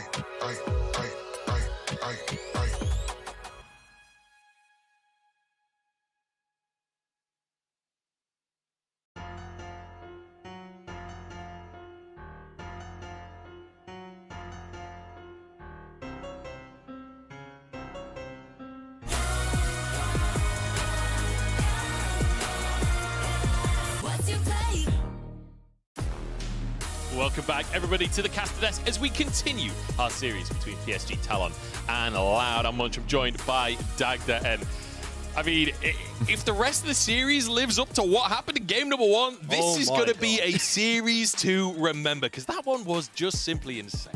I mean, look, it may not have been the highest quality League of Legends, but it was an absolute banger entirely. Like, everything working out incredibly well. And the fact that we ended up with, you know, back and forth with PSG Talon getting early control off of Junja, the Jarvan banned away immediately, Loud coming into this one, and then having Loud coming back, PSG Talon having their the return to form as well. It was absolutely spectacular to see. So, we're going to have to see exactly what the game plan is coming into this. Kai'Sa not going to be banned away this time. We're kind of getting a bit of a mix-up as PSG Talon takes the red side. Xayah, gone. Kai'Sa, probably not first pickable, I don't think, in the current state, but we'll have to see exactly what the plan is. Renekton could be a potential pick here. And still kind of surprised to see, like, Talia and that were, like, higher priority over things like the... I mean, personally, I just think Orianna's so busted. Yeah, Orianna, incredible. I'm like, debating in my head whether Kai'Sa is first pickable at this stage, because, I mean... To be honest, I really like this just because Maple's been so good on the Nico. I think it increases in priority for this series. I just feel like Kai'Sa is such a strong pick in terms of the sheer damage output. Especially compared with something like Jace. Because you end up going, yes, you go like Flame and all that kind of stuff. Oh, sorry, Jace is banned away, yeah. But like even the opportunities to go for, hey, we've got that AP mix in the bot lane, and you can go for something like even an Ivern or something like that in the jungle. Means you open up for these kind of like, hey, we can go for the AD bot, mid AP bot kind of idea. We'll have to see exactly what the game plan is. Is Rel going to be picked up here? Looks like it's about to be the same draft as last game. Woody, for the most part, looked confident on in the last game. There was one or two missed engages, but I mean, his ultimates at times were keeping Seos in check, but it still means that chances are the Rakan is just going to be picked up by Seos again. Yeah, and there we go, the Kai'Sa will be locked in the end. I will say, Nico is one of the champions that can make it a bit more difficult to pilot the Kai'Sa during these team fights. Like, you can't afford to use your killer instinct too aggressively unless everything that Tinnos is bringing to the table is already on cooldown. I mean, there's still, like, the question for me is, like, what do they want to try and pair this with? Because, again, like, the Jarvan was kind of what we saw a little bit both in day 1 for PSG and also then coming into this game. They're like, cool, we want to try and go for these compositions that have a ton of AoE. It's ever going to be picked up kind of fitting that AoE style again, and something that can do relatively okay with just clearing waves against the Kai'Sa. But I am curious as to, like, what they want to go in. I'm not entirely sure what they'd want to try and follow up with this Nico. Yeah, that'll be the question on how they kind of want to play that combo out.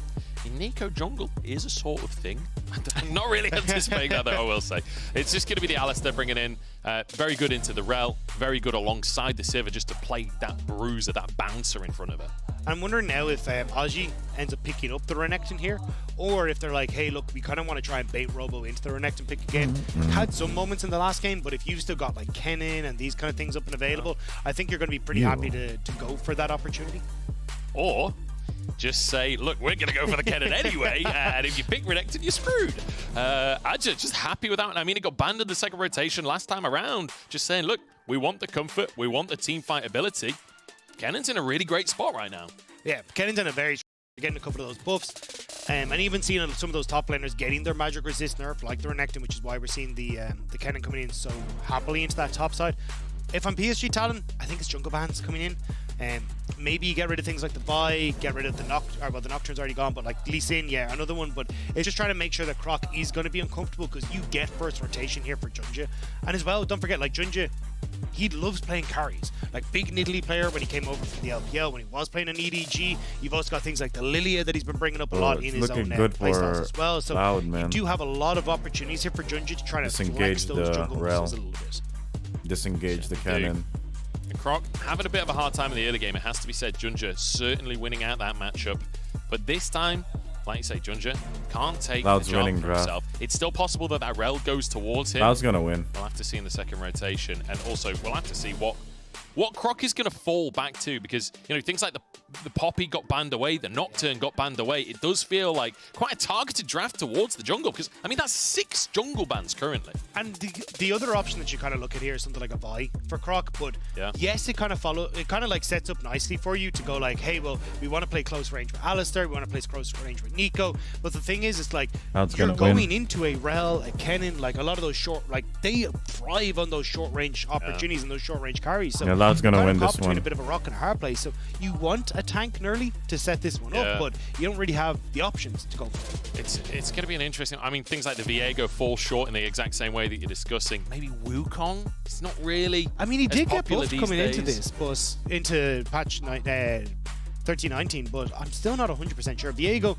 going to be taken for Junja. I know that was kind of something you were talking about, Munch, was like maybe you end up taking that one if you want to go for Croc, but like, sorry, you're pointing off screen, but I don't know. It's like, I don't think the Viego is the best option. Yeah, I think it'll be the Vi, but you're kind of playing into the hands of PSG talent if you go for that. The Evelyn hover. I do love an Evelyn. Ever since SOFM did some beautiful things in the World Final with the Evelyn versus Rengar. So the Kha'Zix is going to be picked up. I'm kind of surprised. Kha'Zix, you definitely want like opportunities to try and play in as an assassin in towards the backline, but it's so difficult when you look at like Rel and Kennen, that kind of stuff, and even just the repositioning options that you have on the Kai'Sa, because a lot of these fights are going to be a case of like waiting for these big ultimates on the Kennen. Loud's gonna win. Bypass you before you go in and target the backline. Yeah, Loud's gonna win. Oh my god, Malphite. So it makes things easy for the Kai'Sa to reposition himself away from the Kha'Zix. So I'm a bit nervous for Croc that if he doesn't get this early snowball going and take over for Loud, he's just going to become absolutely useless in the later portions of the game. I will say though, the setup on this Loud comp is insane. Like Alistar and Malphite, the big beefy boys, just boulder it in. And just in case he missed 100% Loud. Yeah, exactly. Gonna win. So a lot of 100%. AoE, and again, I think both teams kind of realizing, hey, whatever happened, the last game came down to 2 fights. A lot of this has been a case of, hey, can we find those advantages in skirmishes and fights? So let's just play into that style. Robo definitely going to fall behind on the Malphite in the early stages. Not good. Not great to try and play up against the Kennen, but when I look at PSG talent side, I mean, AP top, AP mid, pseudo AP bot as well, they're building like a little bit of lethality. I think for Wacko, like, you kind of have to go for this PSG's not going to win this one. Otherwise, there's just so many options to like easily pick up early Merc threads to just make things a little bit more difficult for PSG talent if they play a bit more of an AP heavy style. Yeah, to be honest, with the way that the comp has gone out, you fully expect like the Kraken Slayer style build for the Kai'Sa. If not, it's like you say, Merc Tread should be like infinite value for everyone on the side of Loud. I'm curious how this one's going to go. Loud's this feels like, gonna I mean, win. honestly, the first game was way faster paced than I was expecting coming into the series. I'm curious if PSG are going to try and maintain that early pace that we saw. I think they kind of have to in this one. Nah, as I said again, like I'm putting it on Loud. The Kha'Zix isn't going to have that big of an impact, and this says to me that, hey, look, we want to try and get push in mid with Nico. Should be able to push fast into the Blanc. We want to try and get the push in the bot side as well, and then try and play off that advantage. But it's not the easiest time when it's Sivir into the Kai'Sa. Kai'Sa has good push potential as well, and even at least Alistar having the advantage in the matchup in the support role will make it a little bit easier. But definitely this is going to be a case of, can Croc get into Junja's face and kind of right the wrongs we saw in the last game, or is Croc just going to be phased out into a non-threat because of the way the composition operates on the opposite side for them? Does feel like we're going to have to be looking at those junglers in this one, and especially with the sheer number of jungle bans, they've had to do a little bit of experimentation in bringing the Croc in. You guys can do a bit of experimentation at home if you connect your League of Legends account with Prime Gaming to grab that Heimerdinger remote. But we'll have to see how this early game's going to go down, Dagda. I'm loving the matchup, though. Like, all things considered, draft aside now, like, Kha'Zix versus Viego, that's just a banger. Definitely is. And again, I mean, you got first strike here coming through for Croc. Like, this is a... I need to get in the face of Junja and try and make things happen. And I think this is Croc versus and Tin saying we want to win out in the mid jungle. But already you can see PSG going, look, we're going to start to come in here, see what vision we can get down. And may spot some people in the brush here. Just gonna face check in here. Sales could actually be in trouble. It's a good knockup, but big damage coming down. The auto followed. The ignite is ticking, but I don't think it's quite enough. Oh. Sayas walks out just about with his life. Sayas a little bit late on the knockup. So usually with the Alistar, you can just pulverize immediately, and Woody then gets knocked up in the air and doesn't get the crash down himself. But Sayas a little bit late means that he actually gets connected with the CC coming through from Woody, and now has to go back to base. A minute 45 on the clock. He's going to miss the entirety of this first wave. Rook can't walk up because he doesn't know where the Viego is. So immediately, this bot lane for PSG Talon off to an early lead. Phenomenal start, honestly, and off of the back of a late invade as well.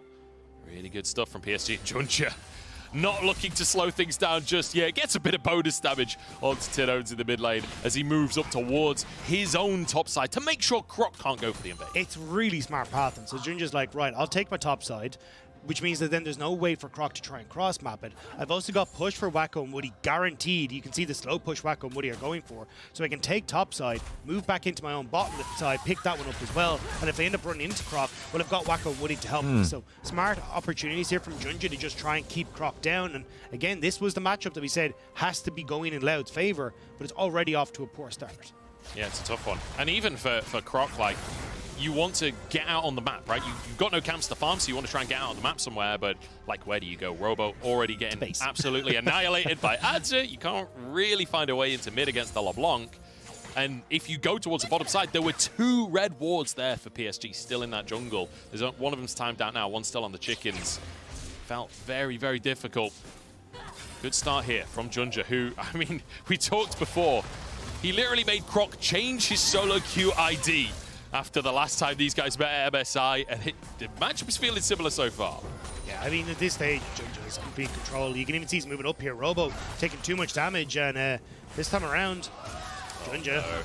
I mean, it happened in game number 1. It's happening again. First blood taken by Adja. And I mean, it's bad to worse in the top lane. 7 CS versus 19, and so many dying to the tower. He'll still be able to TP back in and pick up a little bit of the CS, especially as the second wave comes through, but I want to keep your eyes on the bot lane.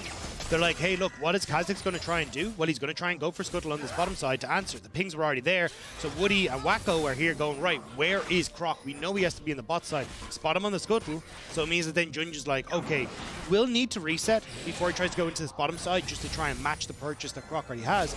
But Croc can't go into the jungle properly, so you're just buying extra time now where Junja can get back out onto the map, and Croc really can't steal away any of these camps on the bottom side. Yeah, Woody playing to just kind of guard that bottom segment and make sure there's no opportunity to get back in. Nice little combo from Maple there. Ooh. Dashes away just in time to dodge Croc's damage. Nicely done in the mid lane. I'd say Maple is having a pretty great tournament so far. Yeah, Maple's having a great tournament. The fact, again, that we got game 1 of his first series, insane performance on the Nico to pull himself back into that game. The Jace, he ended up having an amazing performance on, gets MVP for day number 1.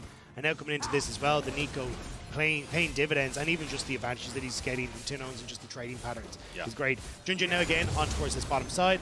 He's going to be in a position where he'll be able to probably look for a well, maybe not with the reset coming through from Wacko, but could potentially look for the re-invade at times in towards enemy jungle off of the level advantages he's just barely about to have. You can see just that purple bar underneath his portrait on the Viego. That's the I'm about to tick over to level 5, whereas you can see on Croc he doesn't have that. Basically a full level behind him this stage. I want to quickly mention this top lane matchup a little bit as well, because Malphite, typically the pick that you go against, like, big AD bruisers and carries in the top side. Against the Kennen, that passive not really going to do as much work for you. And you see Adja already having some MR in his kit, so the poke aspect of Malphite going to be suffering as well. This feels like a really tough lane matchup. Yeah, I mean, it's about to get worse. Junja's here, knows that he's got the opportunity. Just Robo immediately backing away. He knows that he's in trouble if it ends up in a position where they are actually able to follow. But again, now you've got Junja who's moving in towards his top side. He's going to get vision down again, pick up these small little advantages where he can keep track of Croc and make sure this Kazakh just can't really have any opportunity to do anything. Tenon's taking a bit of damage, but doing decently in that mid lane. Like the trades, you know, inconsequential as long as nobody dies, summoners aren't burned, and you're staying even in CS. Aja now proxy farming. He's baiting. Junjo is here. The ult is there. I wasn't sure if he was going to try and flash for that one, but look how much CS is just dying to the tower. He's on over double Robo's CS at this point. And Junjo happy to sacrifice his own CS for a moment because like he's already way up. Problem is you're losing heavily on bot side though. Loud getting a big crash here. PSG realized that there isn't a Kazakhs in the area, so they will be able to pick up the majority this way, but still losses on that bot side. Dragon should go across. Maple trying to respond, but you just need to back away from this, Maple. Yeah, this is a little dangerous. Does have his ultimate. The Mimic getting him out to safety. Does seem to be sort of half committal to the fight here. You could see Junjo was moving over as well, but felt a little dangerous to be playing with. Yeah, it's investing a huge amount to keep this Malphite down, but for PSG talent, but I don't know if it's going to really pay off. Like we saw in their first series, PSG got these early leads for Aja on the Kennen, but they weren't really able to play as effectively around Aja and being that setup and that tool to play through these advantages. I feel like when I watch PSG talent, they're far more comfortable playing around Wacko's advantages. So I think at this stage, it's like, look, you've done the damage to Robo. Yeah. Let's try and play more heavily towards this bot side, because Croc being able to get some of that CS and also get the Dragon for Loud is actually a bit of a win right now. Yeah, it certainly is. Especially in the ground, like, let's say PSG do then start to focus on Dragons for the rest of the game. Well, having that one early just buys you that extra 5 minutes, buys you that time of the game. As Maple looking for Tinones here, wants to get a bit more damage as Junjo's coming in from behind, and the Sigil of Malice giving away which one was the real Nico. Huge play from Junjo and Maple once again. Really nice job, and that's exactly what you want to see is Aja. Oh no. There's just no way out of this one. He has his flash, he has his ultimate. One more shuriken to do the trick, though. A W would do the trick, and there it is! Wow. Flash still available. The ult pressed just a second too late. I mean, for Robo, he manages to try and use the ultimate, but Junjo was going to be there as well. He was following up with an ult of his own, so I don't even know if Robo was going to get out of that one. This is where PSG talent, this is exactly what I wanted to see. You've got the advantages top, cool. Aja's continue to push that. Move those advantages elsewhere as well, because now Maple has control over mid. You're getting the Rift Herald, but crucially, you can use this Rift Herald on the bottom side as well to try and get some gold into the hands of Wacko. You don't want the... Oh, hang on. You count the minions he did. But you don't want the... you don't want Root and Sales getting ahead in the 2v2, because as this game starts to progress for PSG talent, it'll be Aja on side lane, Maple on the other one, and it'll be Wacko and Root trying to push waves back and forth. If Root and Sales end up with this massive advantage, it becomes very easy to start to dive them with the Alistair, get control over mid, and this side lane pressure for PSG talent starts to fall apart. So the 2v2 is just as crucial as the side lane. It certainly is. And like you say, the advantage is there for Aja. He can definitely just continue winning that one. So with the Herald in pocket for Junjo, yeah, let's see it. Again, Sigil of Malice giving it all away. Beautifully done there by the pair from PSG. And I mean, this one, this one explains itself. Yeah. This is just sad for Robo. It's like, you're damned if you do, damned if you don't.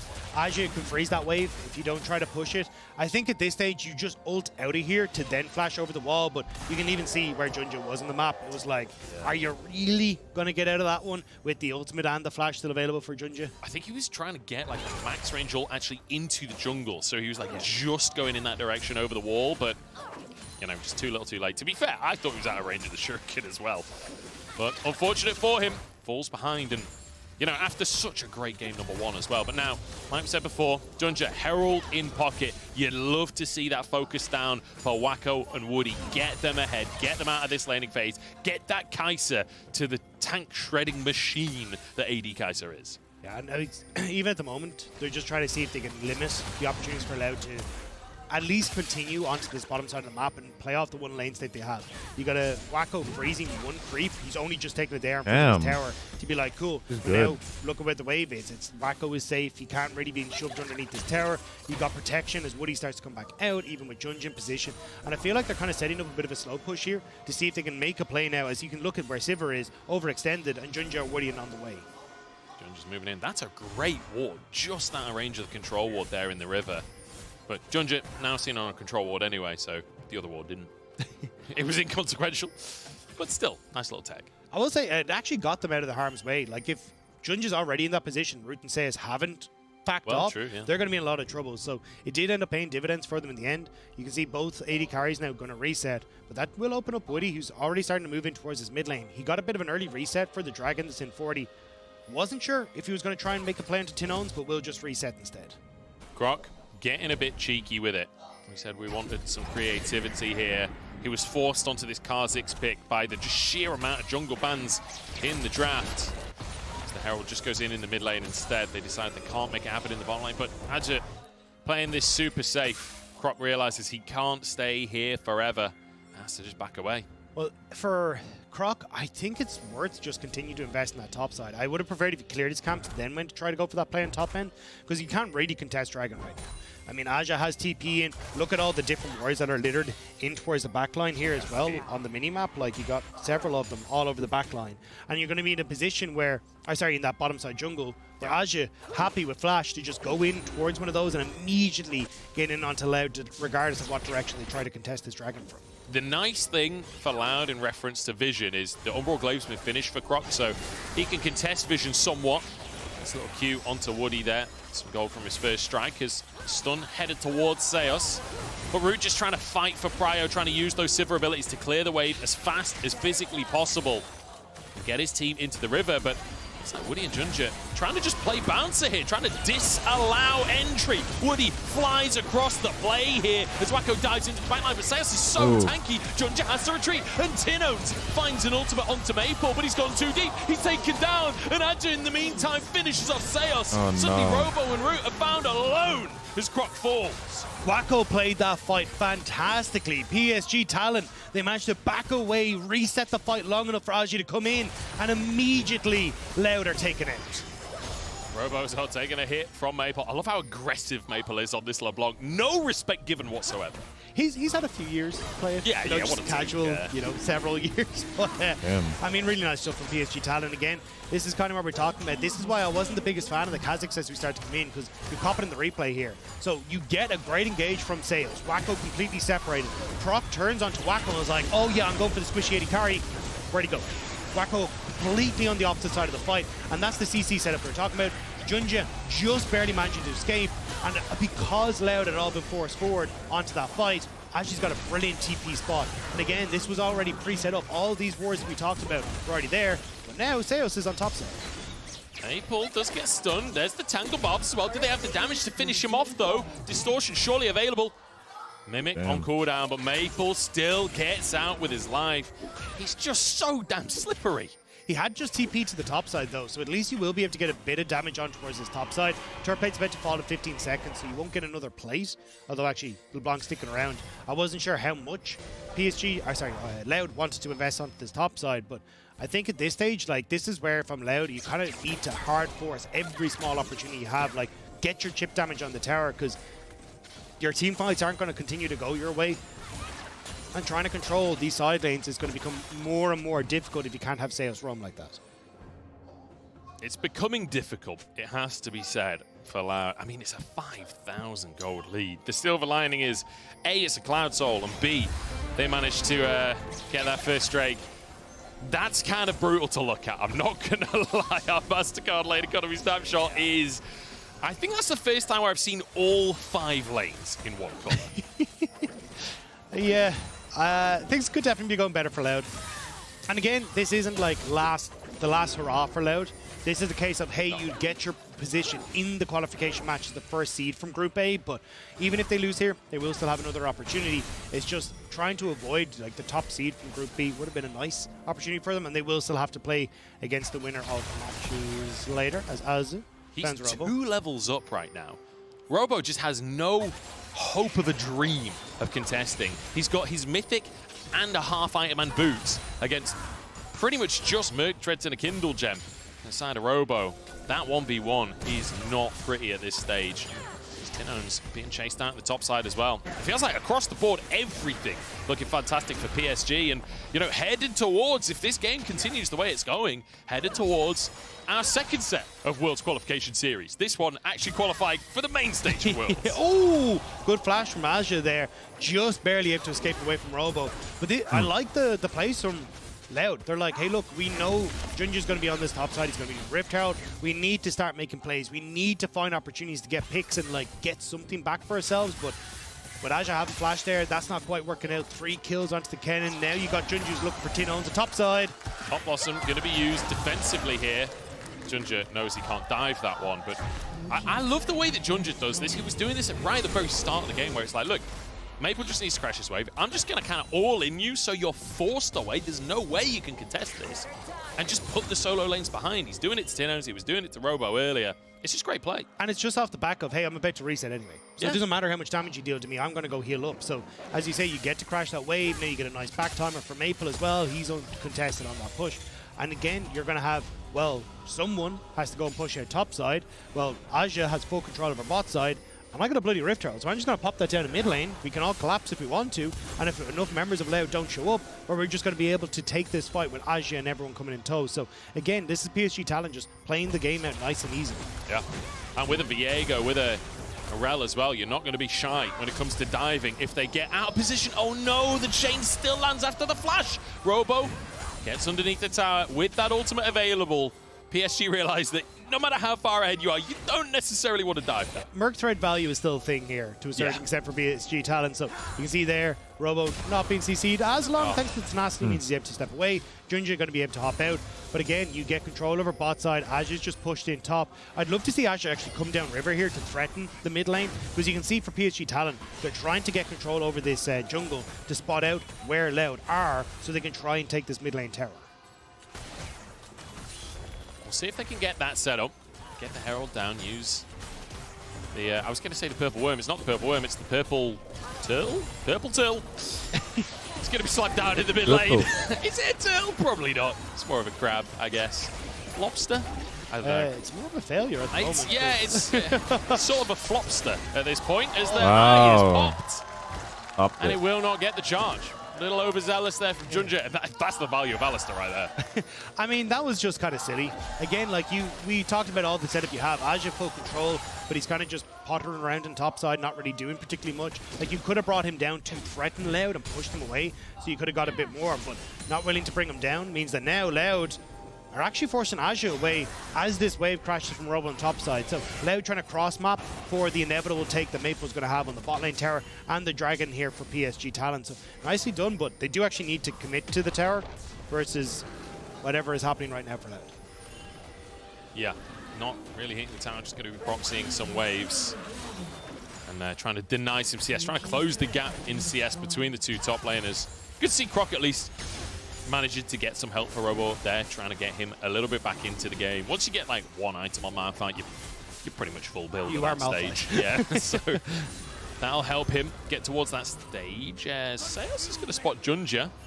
He'll be able to walk away though. Jumps into the mist and slides out to safety. Yeah, still though, like, I think there's opportunities for Loud to push their advantages more. And I don't mean like advantages in, like, they are clearly behind, but it's like, if you see PSG Talent going for a cross map on bot side, commit for the tower. Like, Aja's not really going to be able to take it. If he walks up, you have a Malphite ultimate that immediately sends him to the Shadow Realm. So try and make that happen. But they're trying to play too heavily for the pick versus the actual objective that could just guarantee them gold. Maple is in a really Oh my god. Oh, no.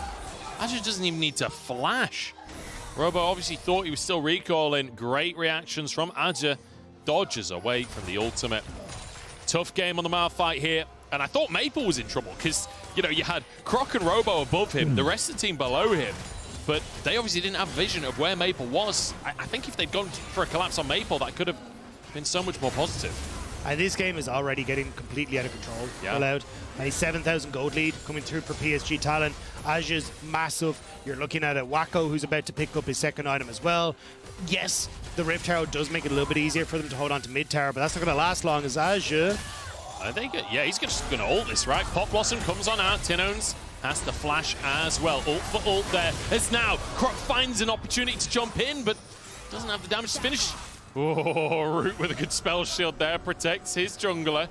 Maple hunting on the sides, but I don't think he'll find anyone.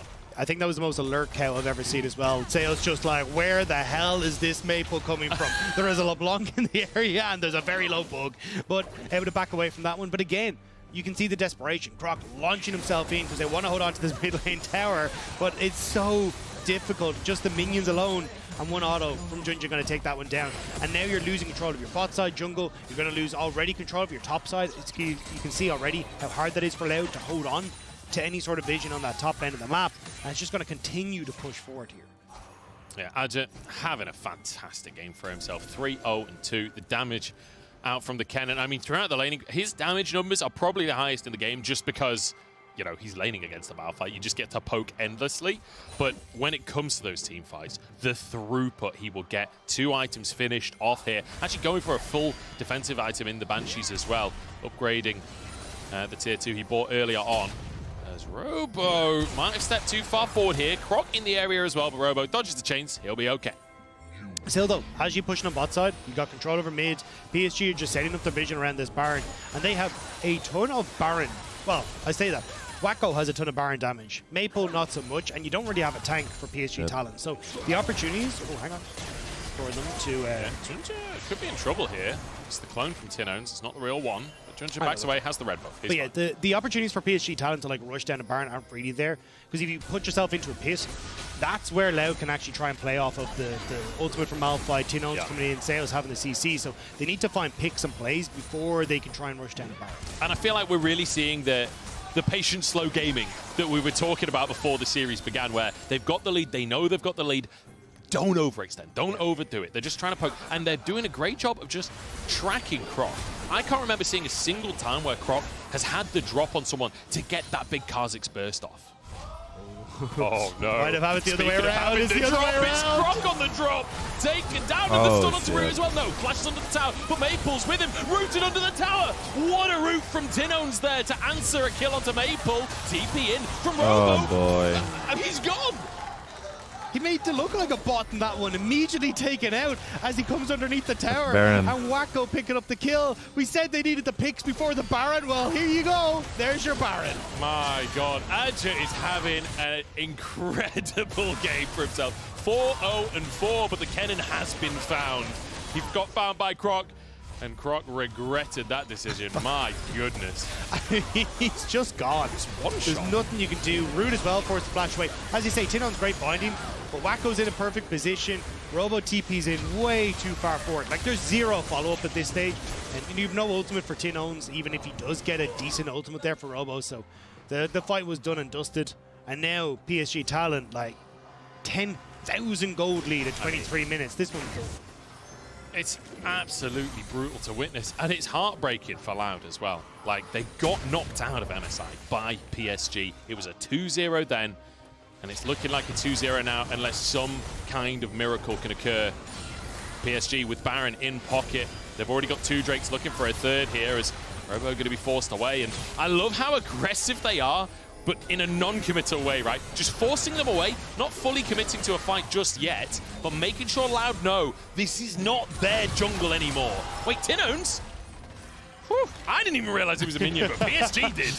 I mean, that's the thing, though, for PSG Talent, as you say, they've been basically having this 1-4 pressure the entire time. They push in top, they push in mid, they group in, get their vision established, and then re-push the waves again so they can clearly work on the towers without having to worry about Loud cutting them off from different places. It's super slow, it's methodical, but it's exactly the way PSG Talent need to play this. And now, all Louder turrets apart from that top one are going to be down, which means that realistically Loud are just going to be stuck in their own base with the third Dragon up available for PSG Talent to take now. They've got so many opportunities to look for picks. Like, if you overextend pretty much as anyone apart from Robo, you just die to Maple or Raji at this stage. Yeah. And now, off the back of taking the tier 2 at the bot side, pushing out in the mid lane as well. They can move back, take this Drake. That's sole point for PSG. And, you know, this kind of game kind of reminds you that, you know, Junja, he was the sub on that EDG roster that won the World Championship. Corgi was the assistant coach at the time, now head coach of this team. Seos, he'll get a headbutt on the blue buff, but Wacko, just following him over. The W goes wide. Seos gets out with his life. I mean, I think Sale's pretty happy that the blue buff tanked some of those void missiles, because that was not going to be a pretty one if he ended up getting tanked by all that. But again, this is what you're talking about, right? PSG Talent, the pedigree that they have in this roster, they know how to close out games when they get leads. Now, we have seen some shakiness from them. They're going to be put down to nerves, going to be put down to some other stuff maybe when you look at them coming into it. But this is kind of the PSG talent that a lot of people expect to see coming into World Play-ins and why they were the favorite to get out of Group A. You know, one thing I really want to see, Dagda, you know, you see the Nico interaction where they send the clone and it recalls and they get vision for ages. I want to see someone send the clone the wrong direction, run forwards, recall, and get a big pop blossom like this one from Tinones. That's a pick onto Woody. Loud showing that they're not out of this one just yet, or are they? Maple jumps in and answers in kind. Immediately, he's just wagging the finger. No, no, no, no. That's not how this one's going to go down. Gets the kill back, but still Loud. They do shut down the pressure on the top side. They get to hold on to that outer turret, and it was just a little bit of over-aggression coming through from PSG, not checking exactly where Tinones was going to be. So nicely done here, and we get to see it just not counting the minions. They don't cop it. Wacko does manage to get caught, but it's Woody who ends up paying the price as well. Wacko manages to get himself out with the cleanse, but Maple instantly gets back over, answers it. Seos, everything was on cooldown. They'd already used it in the previous play, so Maple saw that window of opportunity and punished immediately. See big damage coming out from Root actually as well, not just from Tinones. Yeah, Root is getting to a point where he is incredibly strong, but again, the problem is actually trying to play these team fights out. Like when Aju's on top of you, Maple's threatening you, Woody's there as well. It's a very similar story to what we actually saw from Root in the last game, where he's in a good spot. It's just being in a position to deal that damage is going to be very, very difficult, especially when I don't really think PSG talent are going to take a lot of team fights. It's going to be more a case of what we're seeing at the moment, right? Maple push in on top, Aju threaten bot side, have Wacko push in mid, and just make it as difficult as possible. Woody, are you overextended again? Seos trying to get forward, but Junja gets out with his life. And you can see on the minimap, Aju is sneaking further and further forwards. He wants a pick when someone tries to rotate through the bottom side, but Junja, forget rotations, he just wants a 1v1 with Robo right now, but Malphite's hard to get onto. Wacko caught out alone. Oh, the killer instinct over the wall though, and now Aju jumps into everyone. The slicing Maelstrom doing exactly that. Tinones with a good root, but it's over for Loud. That might just be the straw that breaks the camel's back, or the Alistair's back in this situation. PSG Talon. They're showing that they've got claws. And they managed to get the turnaround kill. The cow, the trader, brings it back as that dive underneath the tower for Junja. They're just waiting on waves to crack up in the base. They won't finish the game here. 20 seconds until everyone's up will be a bit much, but they can get the top tower, they can get mid inhibitor, and maybe even crack open the top side of the map, or top inhibitor, but no, it looks like they're just going to go for reset. Baron in 45 seconds, and just look to play off that mid super minion wave to look for the Baron, but I mean, this was a great opportunity, but again, what we were talking about, Wacko, the opportunity to reposition with the Killer Instinct, and as you look at the setup, even with Croc trying to hop out, he goes down, Wacko's able to make his way back in, and then the follow-up from Maple here, the CC down Sales, and watch Junja, he gets the kill, gets the pick, and immediately flash combo over the wall to pick off Tino. He's like, I've played ARAMs before, this ain't my first game on Alistair, watch this combo. Dive first rodeo. I will say as well, it's got to be brutal for Loud when you see that opportunity. But you, like, the Killer Instinct circle is not that big. They just happen to be stood a little bit too close to the wall for Wacko to get out. And Root used everything to try and be a part of that play. He'd already used all of his cooldowns, so then no way out when Aju jumps in. Rock getting a bit of damage down. Oh no, they could be in serious trouble. Wacko straight into the backside of the play, and he's going to stopwatch as well. Robo though wants to answer. Wacko turns invisible, gets over to the rest of his team, and actually gets away with it. Wacko living up to his name, because that was crazy. This team's Kai'Sa versus the enemy team's Kai'Sa right now. What a play from Wacko. Assassinates the cow on the backside and then manages to step away. PSG talent, they know they have control. Baron started as a two-man with Wacko and Junja, while the rest of them are positioning themselves for Dragon Soul as well. What a play from PSG. It feels so good to see PSG firing on all cylinders like this as well, because they came in as a favorite for play-ins. Like, I don't think anyone's under any illusions there, but it's good to see that, like, really come into form. It's good to see them live up to that expectations, because quite often you get disappointed with that kind of expectation. Look, Loud struggling with the walls once again. Sales not able to get over it. Then you've got the setup here from Wacko, like the assassination immediately. Sorry, onto the Kazakhs on the back line. Sales actually does the Judge and Aji off on the side. And here then as well, the invisibility working massively there, so you can't really get the follow-up on the rest of the play. I mean, like, living for all AD carries right here. Wacko assassinating Kha'Zix. Like, all of the solo Q carries out there that have been killed 1,000 times by Kha'Zix on the last few patches are praising Wacko right now. Revenge for all of us. Yeah, I think they're kind of happy to see a 0-4 Kha'Zix, but I know that a lot of the Brazilian fans are not going to be. Again, they will end up going up the, being put down into the losers bracket, which means they will end up facing off against the winner of GAM or 7. Whereas PSG Talon lock themselves that first seed into the qualification match if they can finish this one out. Croc jumps in onto Maple. And, do you want to see a magic trick? Because I'm going to make this bug disappear. Maple absolutely one-shotting him. And that is going to open this bot lane inhibitor wide. To be honest, it might just open the game wide. Yeah, it's a bit sad for Croc. I mean, Sigil of Windshield kind of taking the insect out at this stage. PSG pushing in on the bottom side. You got Aji again, completely threatening off on this top side as they'll go in. Yeah, it's just onto Woody for now. It's a stun onto the 2 tanks, but Seos is just not tanky enough against the onslaught from Wacko here. That'll be the inhib taken down. That's 2 people dead for another 10 seconds until Croc comes back onto the map. Junja again showing off his Alistair skills under the tower. As Maple's clone goes down. Oh, wait, was that the real Maple? No, it was the Ricochet actually ended up taking him out on the back line as he went back. So now a little bit more of an even one. Root, what can you do? He's trying to stand this. Wacko, big combo, and here comes Aja. Croc invincible for a second, but Wacko is still untouched. 1v1 of the AD carries on the fountain here as Wacko finishes off the support. Croc in trouble, but Wacko doesn't have the damage and he stepped on the fountain. Root has a chance here, but it doesn't matter.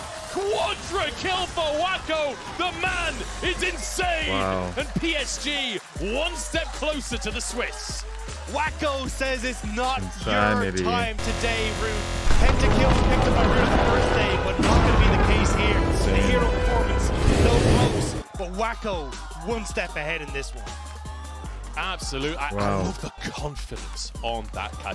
Literally took a shot from the fountain laser to finish that kill off. Like, if that's not supreme confidence, I don't know what is. There they are. PSG Talon take a bow after that performance. It's hard not to be confident after a performance like that. Junja destroying Croc all series long in that jungle matchup. Then you have Maple, who's absolutely massive on this LeBlanc controlling things. Aja getting that early lead and taking over against Robo. Like, at that stage, the confidence has got to be sky high, and Wacko's like, oh, fantastic, I can just do whatever the hell I want here. Junja with the thumbs up as well. The most nervous thumbs up I've ever seen, I think. Oh, fantastic stuff from PSG Talon. But as we prepare for our second series of the day, let's check out some of the behind-the-scenes footage of our teams on stage, thanks to the Oppo Cam.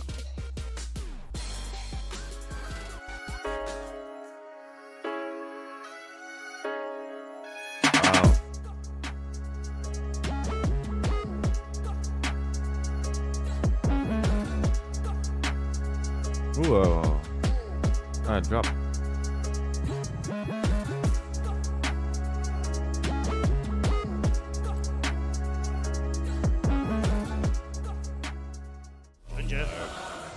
Finally a drop. It's happening again. Junja has to retreat, and Tinote finds an ultimate onto Maple, but he's gone too deep. He's taken down, and Aja in the meantime finishes off Seos.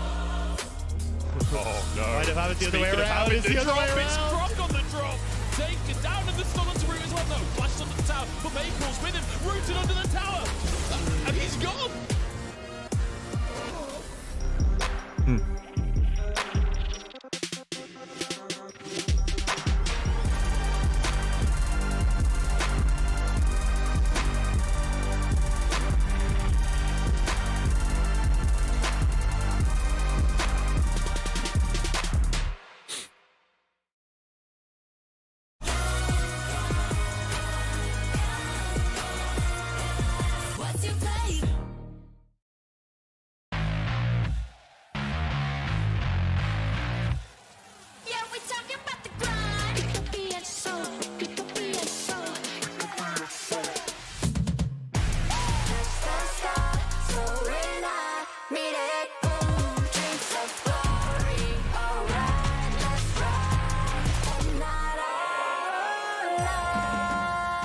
Jesus Christ, man.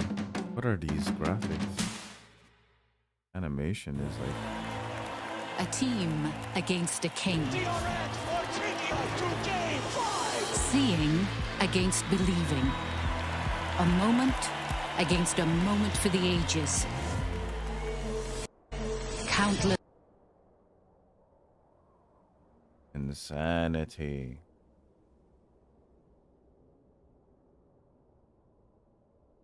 Vadra.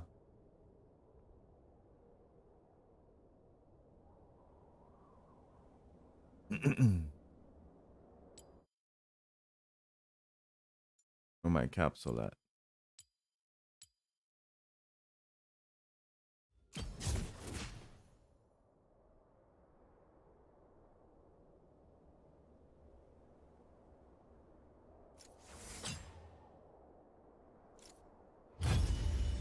I can play like what? I can play rank, fuck it. Play one rank and then go to bed.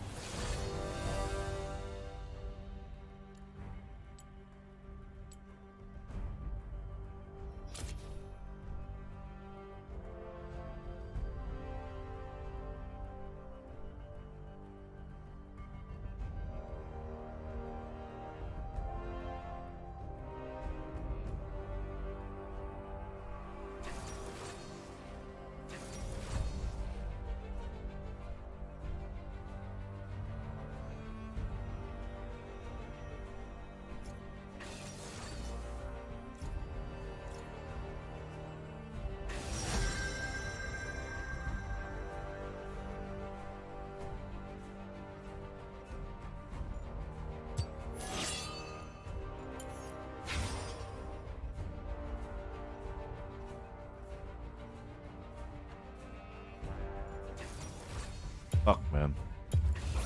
Fired up and ready to serve.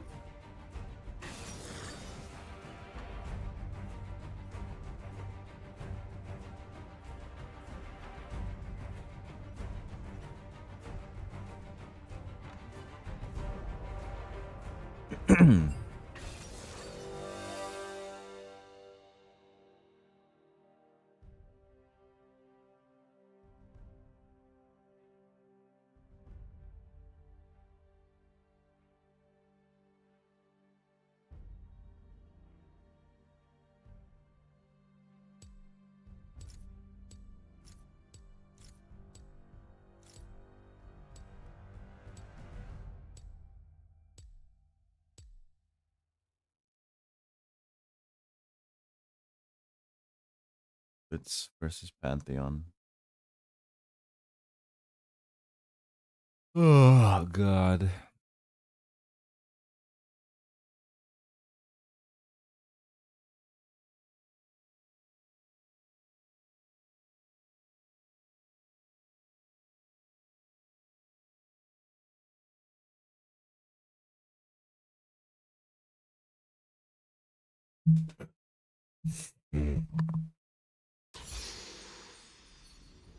I remain focused.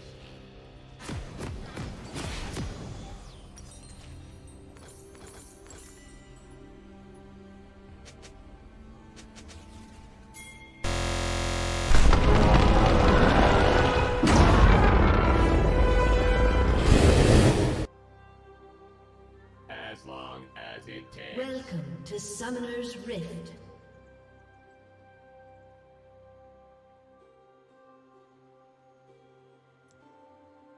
"30 seconds until minions spawn." A rolling golem gathers no rust.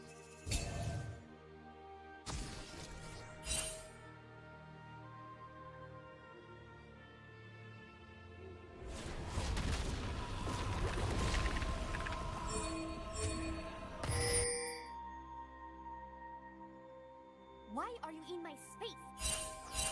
Minions have spawned. The magic calls to me.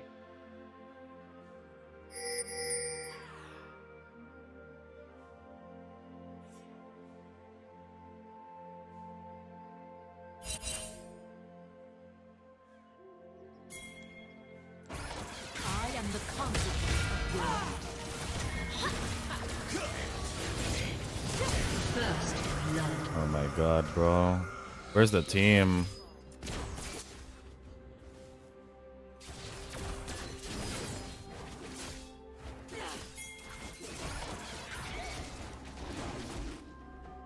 Precisely.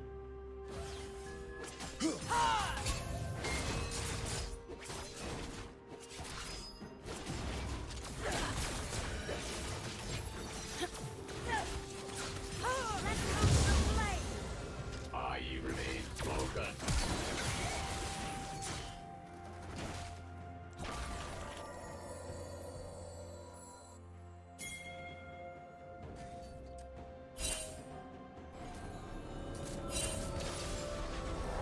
As long as it takes.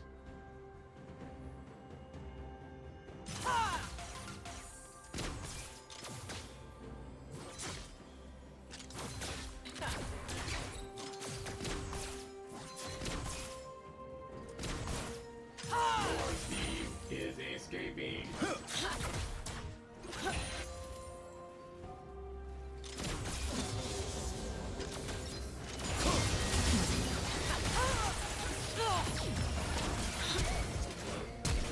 An enemy has been slain.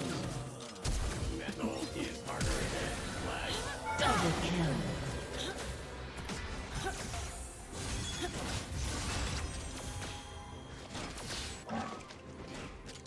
The time of man has come to an end.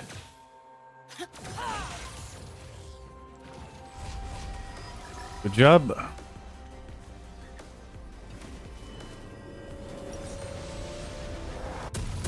An enemy has been slain.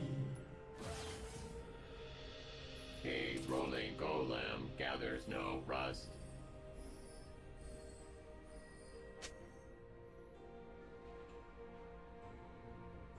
An ally has been slain.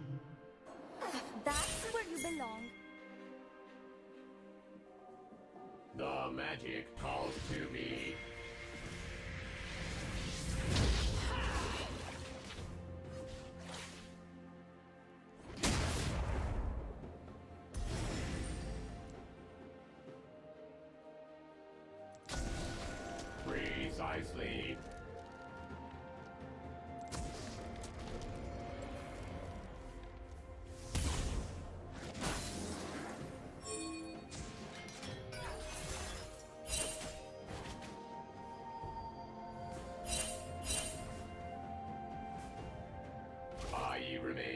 focused.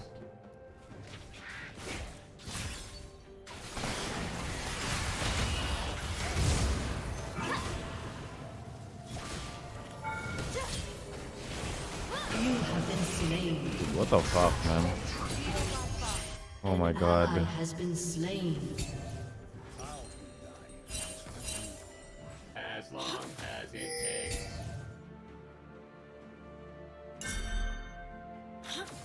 Like, why didn't you fucking come?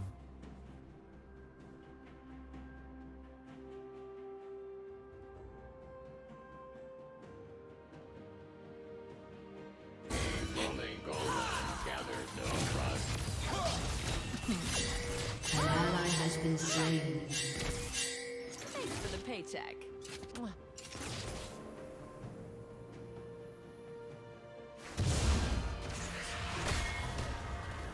The magic calls to me.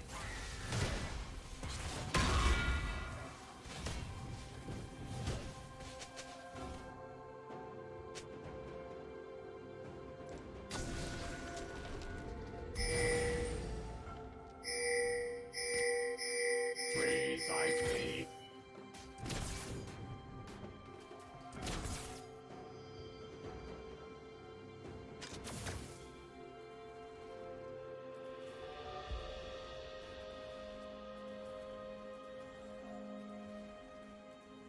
Look, you're leaking.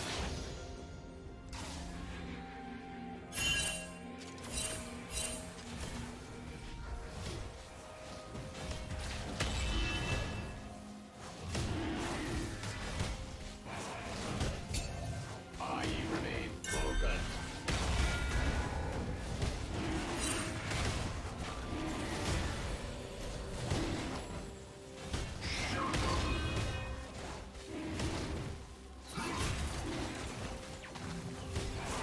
Quake in fear.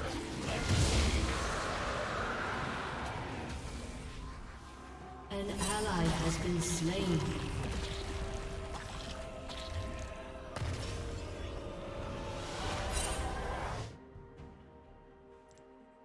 As long as it takes.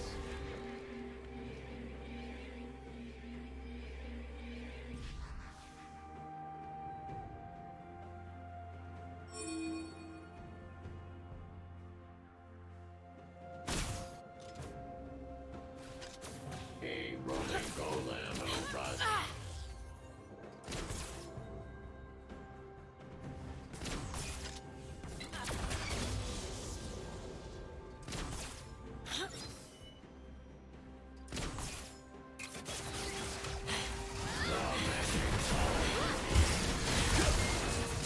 Enemy killing spree. Enemy double kill.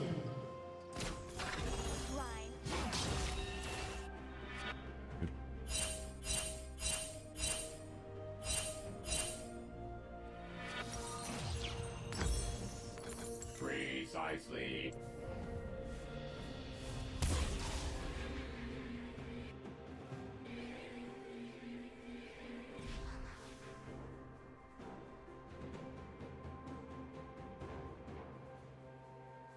I remain focused.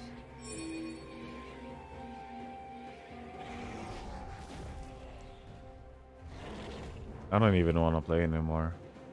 An ally has been slain. An enemy has been slain.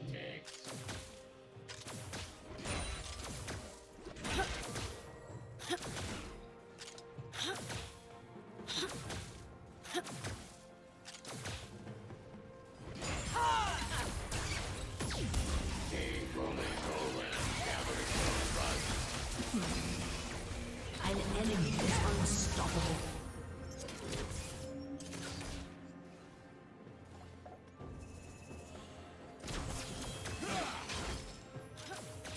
Shut down. The magic calls to me.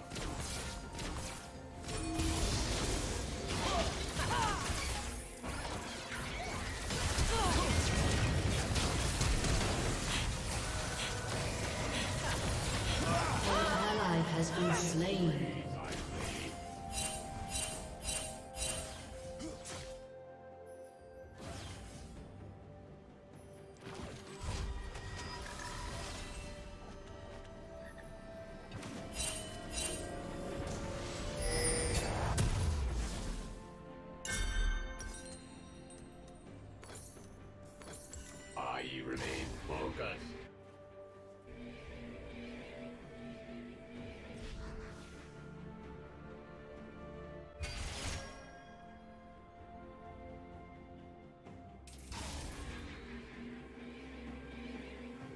As long as it takes.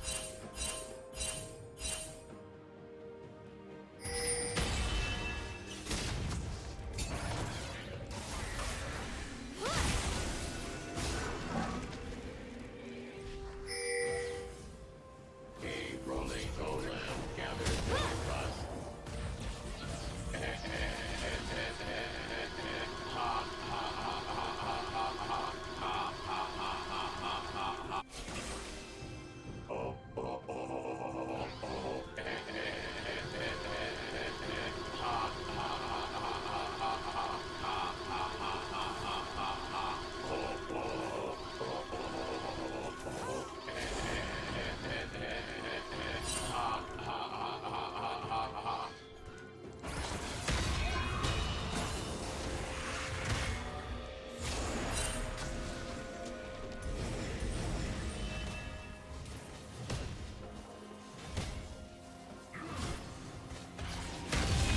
The magic calls to me.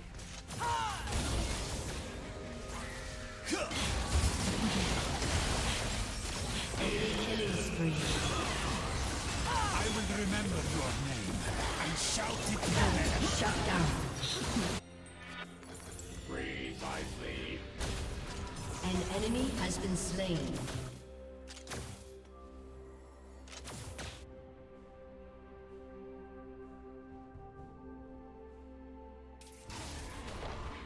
Man, I should have been dead, man. I remain focused.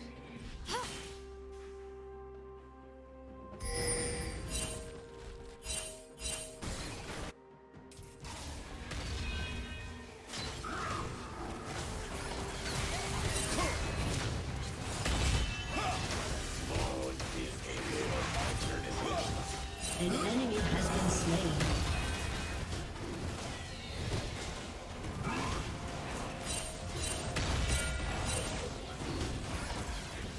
An ally has been slain.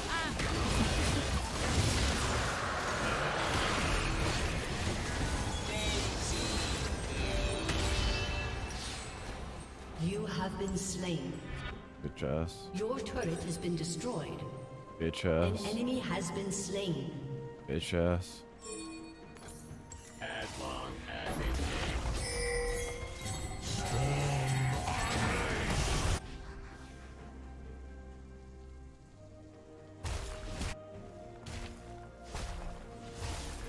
Your turret has been destroyed.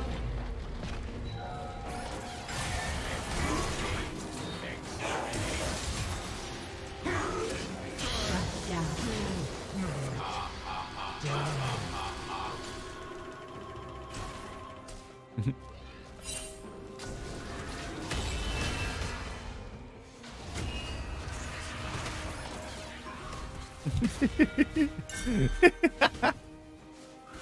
A rolling golem gathers no rust. Turret plating will soon fall.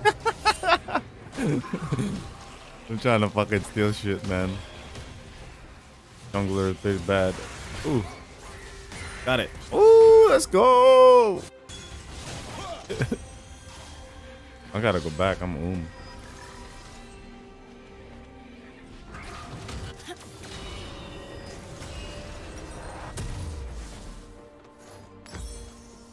The magic calls to me.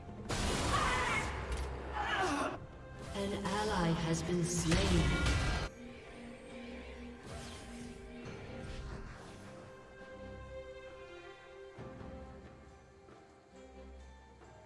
Precisely.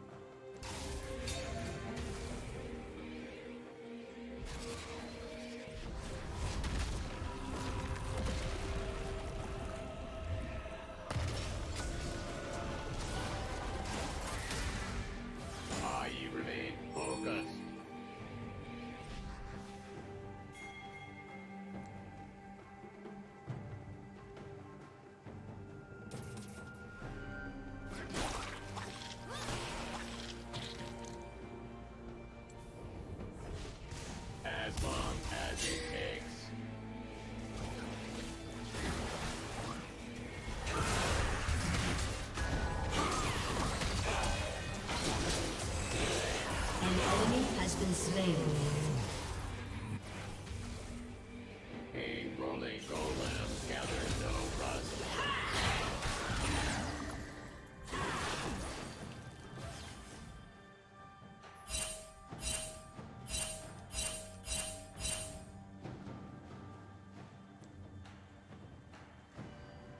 magic calls to me.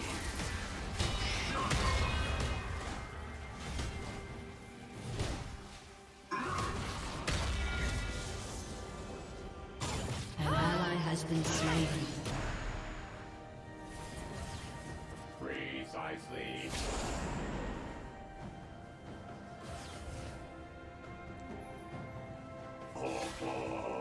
Your turret has been destroyed.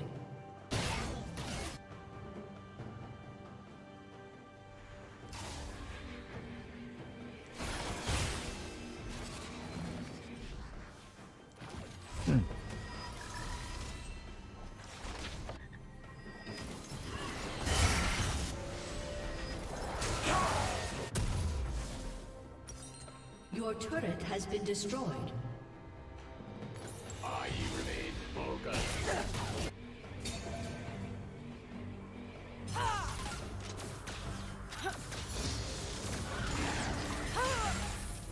An ally has been slain.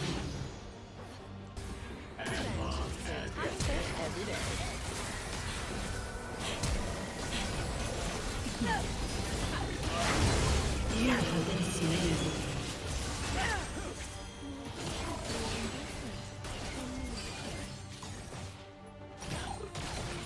Nice, dude.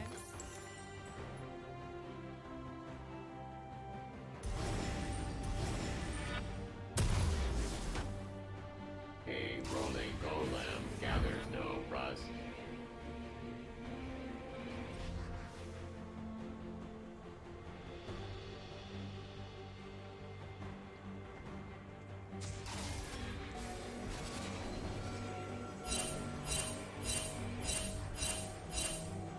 The magic calls to me.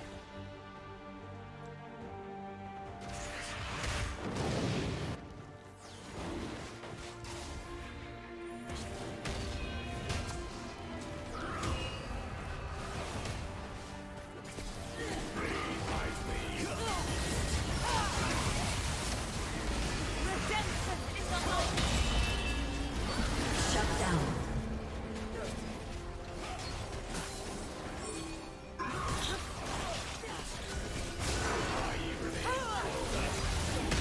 An ally has been slain.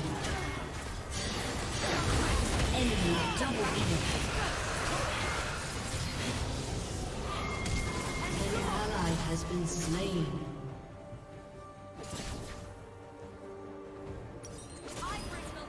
Be smart, got it. As long as it takes. Shut down.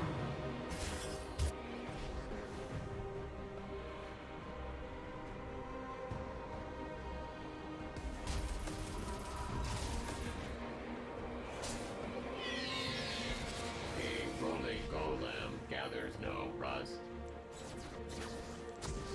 Your turret has been destroyed. An enemy has been slain.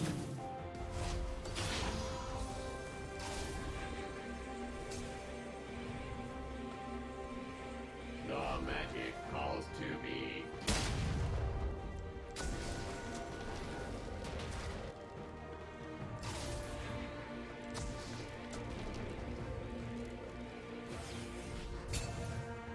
Your team has destroyed a turret. Precisely.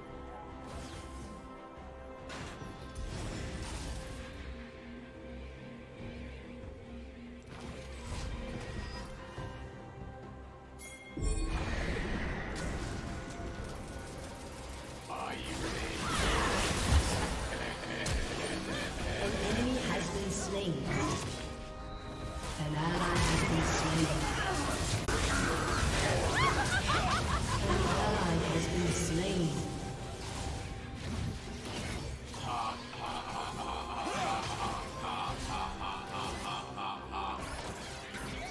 Oh.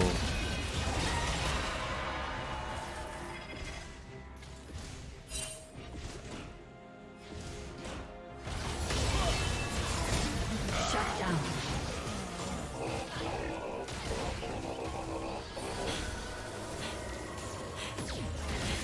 An enemy has been slain.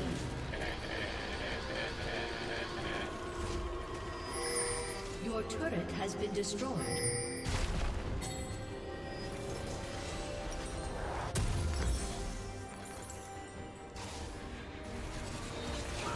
Your inhibitor has been destroyed. Killing spree.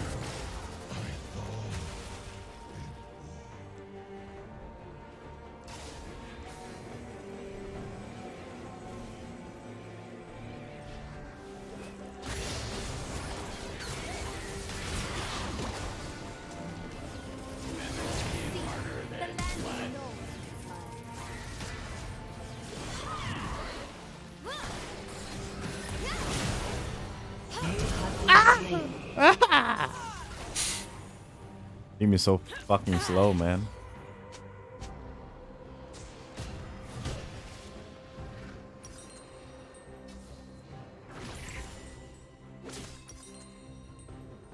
Too slow. Oh shit.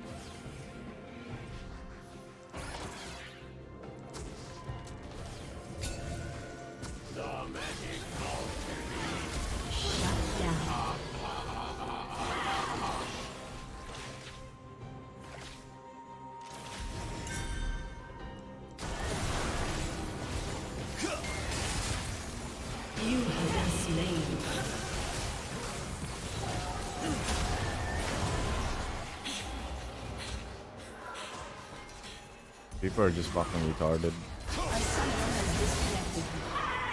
An ally has been slain. Yeah, really retarded.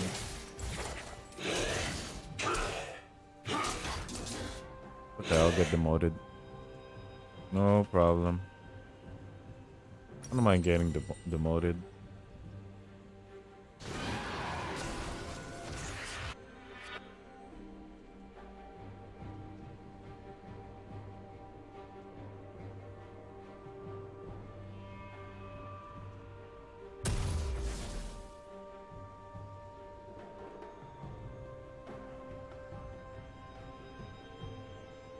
Precisely.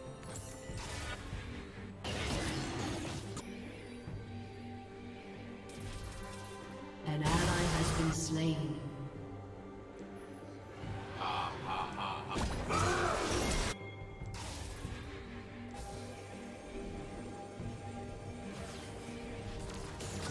Unstoppable.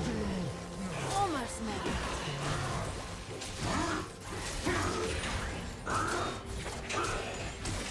You remain focused.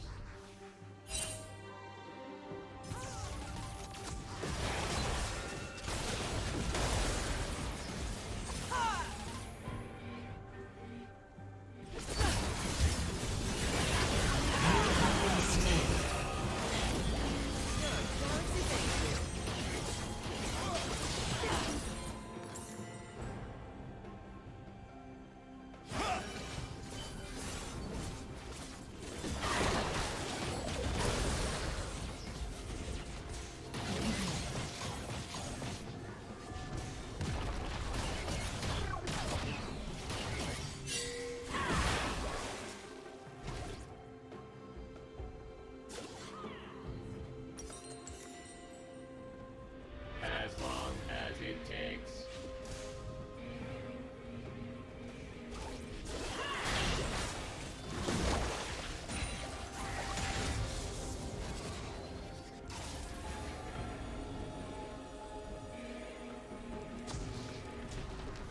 A rolling golem.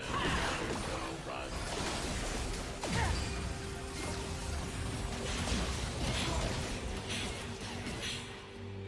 Your inhibitor is respawning soon.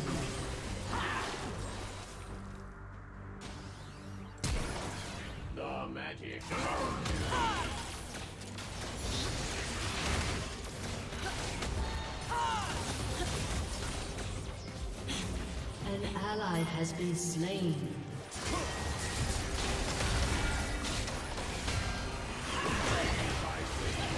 Shut down.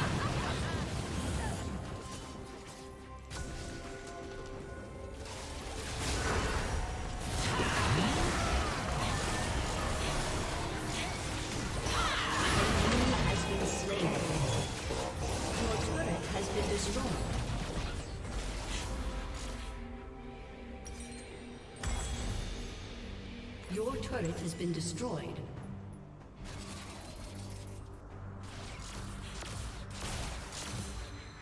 I remain focused.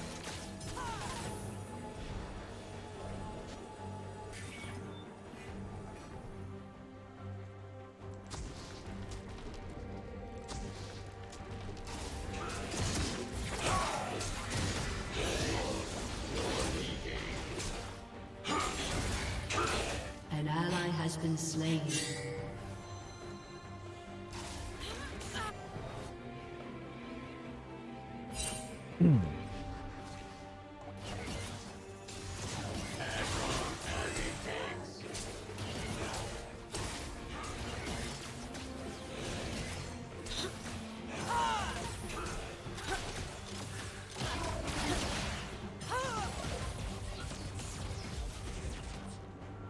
A rolling golem gathers no rust.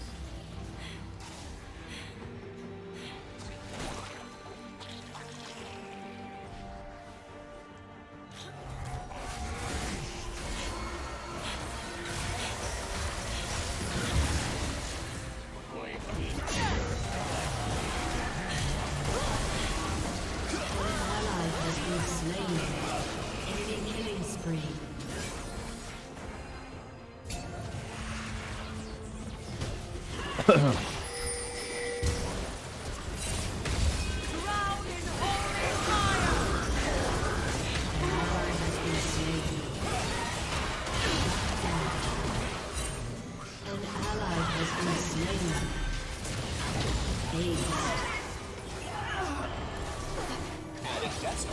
This thing is pretty bad.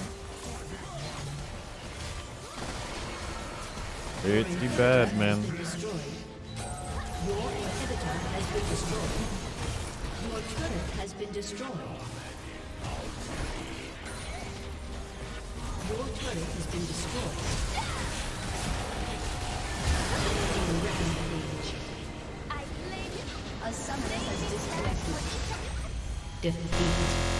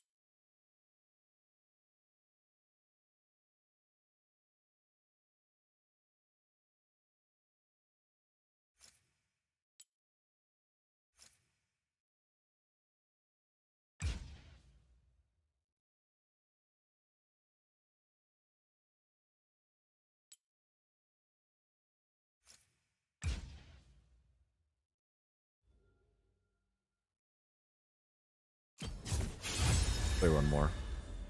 Why not?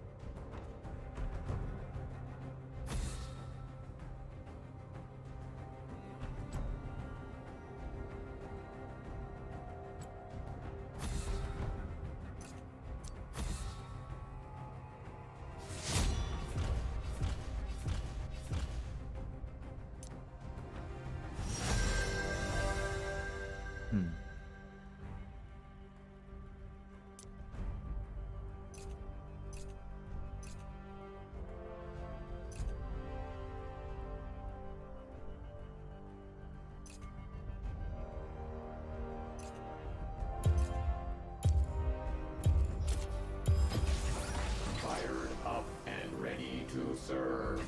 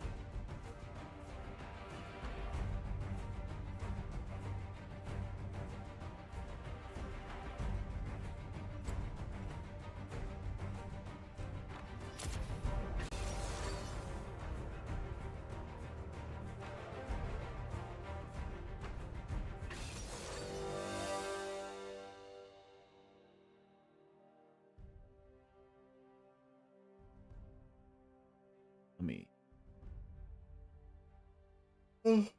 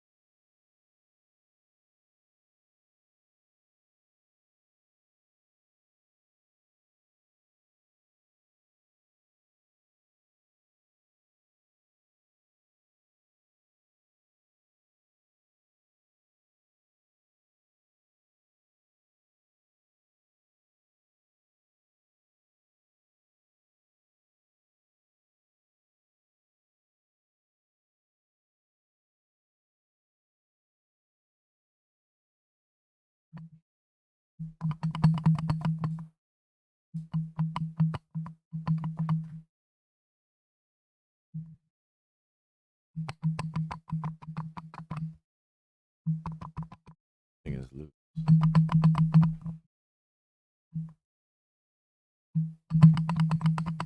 It's so loose.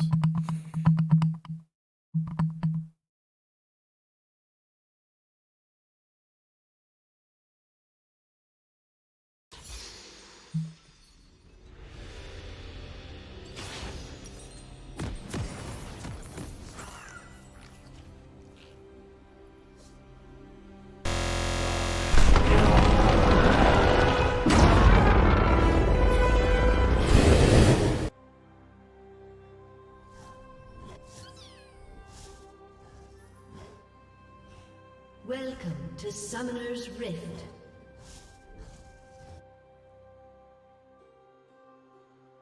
A rolling golem gathers no 30 seconds until minions spawn. I have all the evidence I need.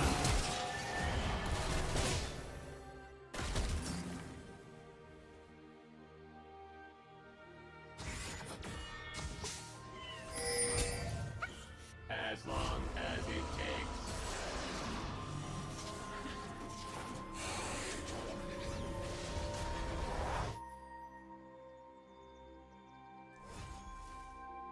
Minions have spawned. I remain focused.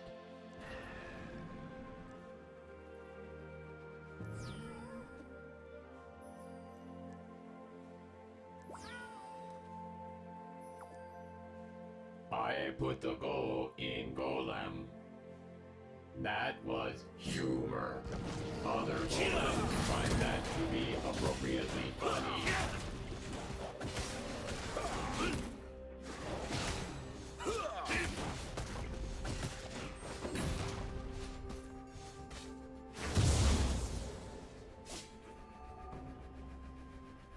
Precisely.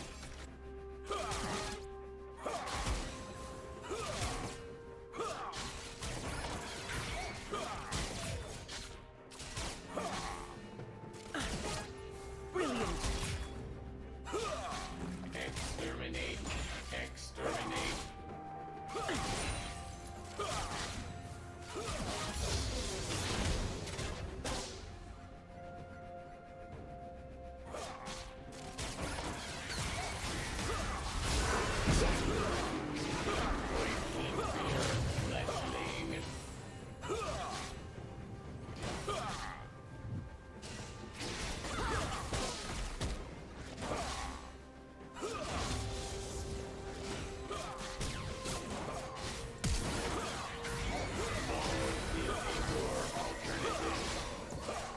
First blood.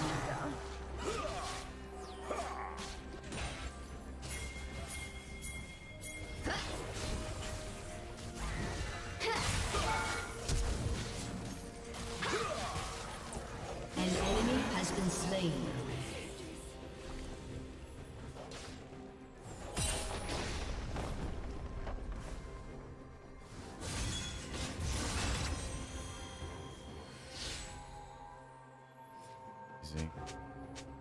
A rolling golem gathers no rust.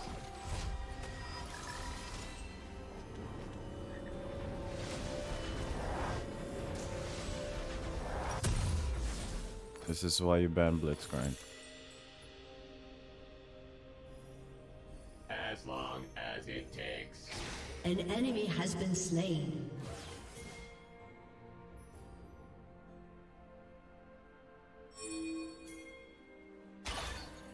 I feast on your tread.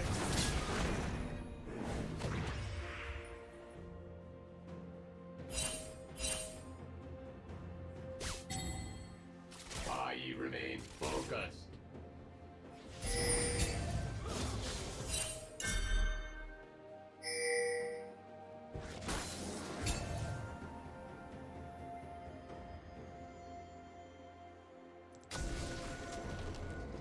Precisely.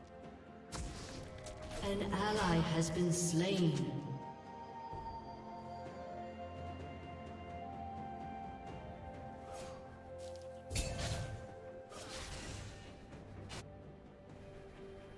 The magic calls to me.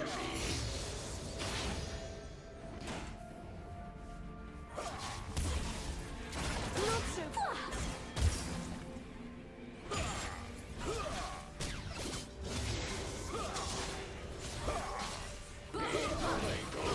Gathers no rust.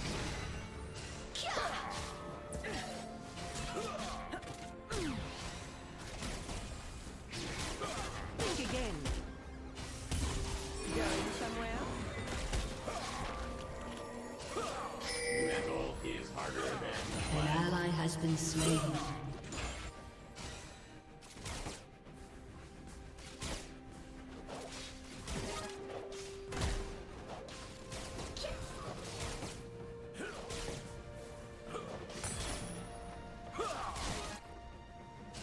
as long as it takes.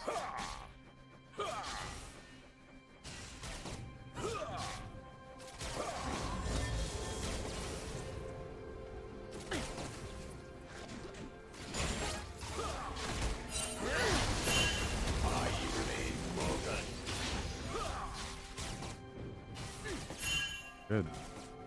Very good.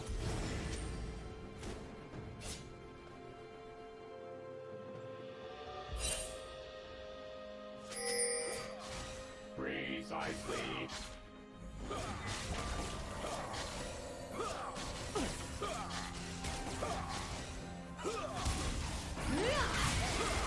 Mind the trap. The magic calls to me.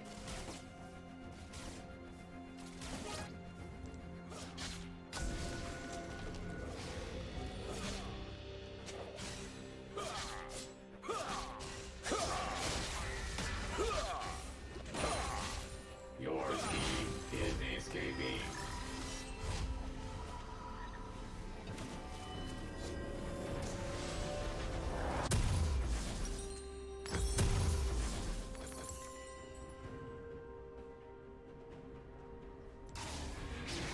A rolling golem gathers no rust.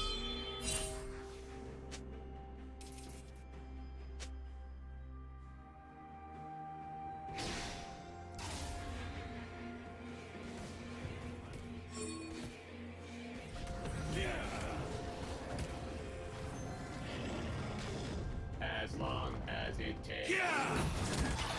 An enemy has been slain.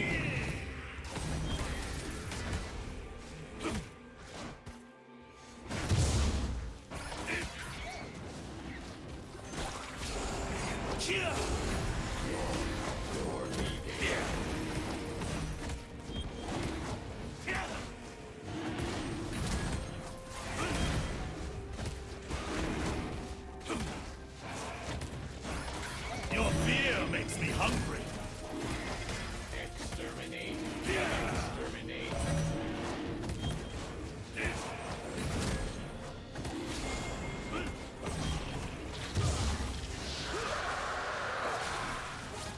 As expected.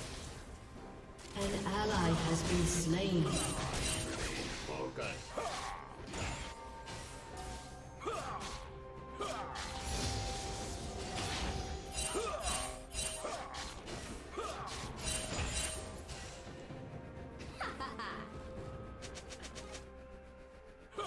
Precisely.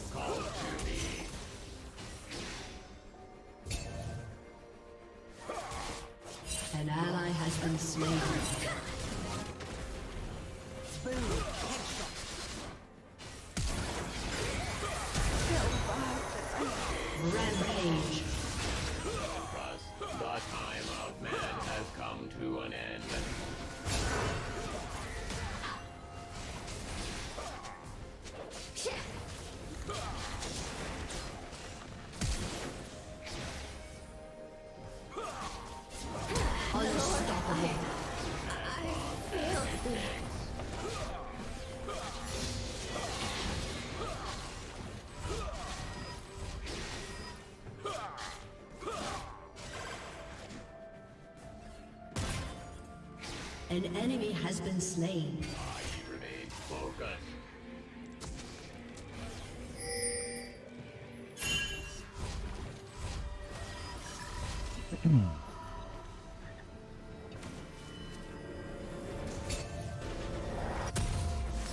Easy pickings. Precisely.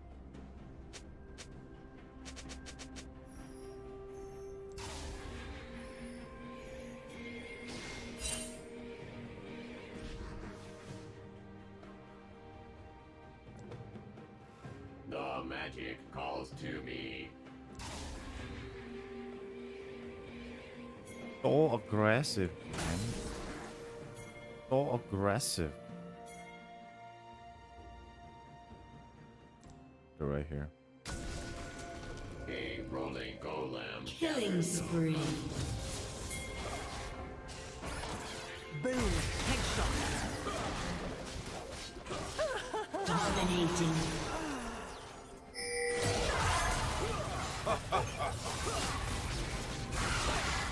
You have slain an enemy. Let Evelyn take over. Shut down. Rampage. Enemy double kill. There's more! Double kill. Nice. I remain focused.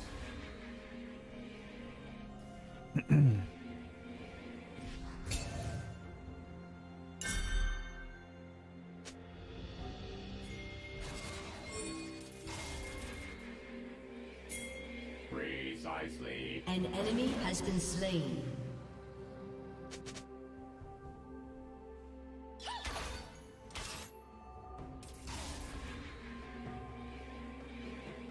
Your team has destroyed a turret. Quick fear, fleshling.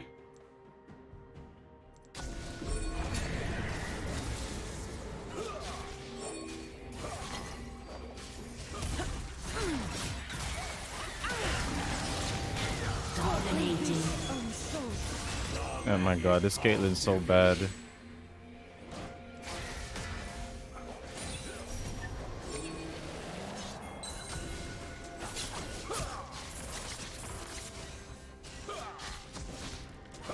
An enemy has been slain. A rolling golem gathers no rust.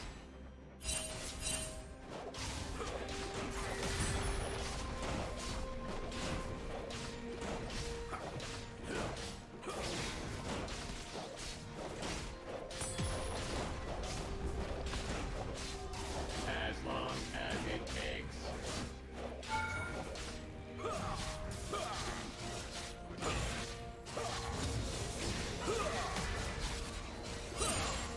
Godlike. An ally has been slain.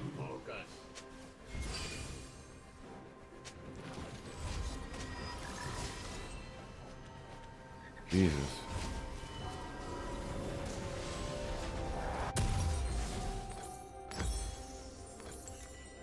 Precisely. Turret plating will soon fall.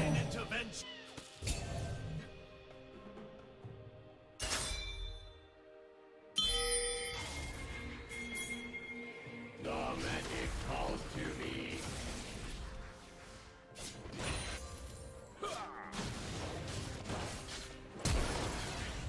Oh.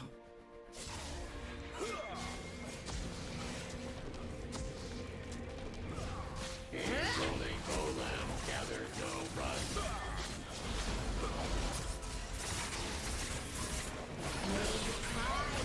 Your team has destroyed a turret.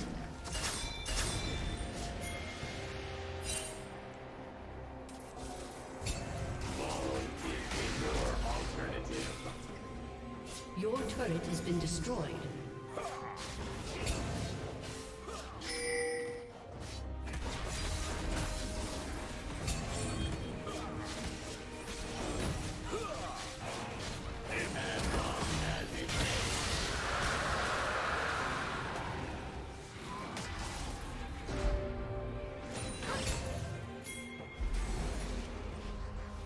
An ally has been slain. You remain focused.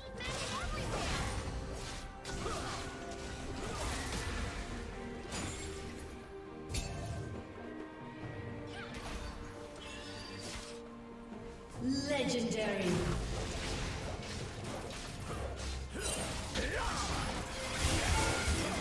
An ally has been slain.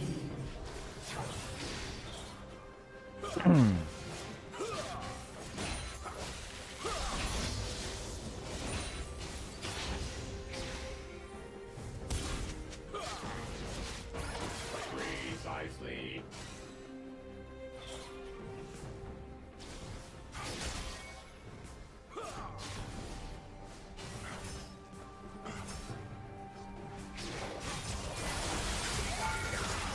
An enemy has been slain. What the fuck are they doing? Big one. Oh. Legendary. Golem gathers no rust. Pretty Your team has destroyed a turret. Your team has destroyed a turret. You have been slain.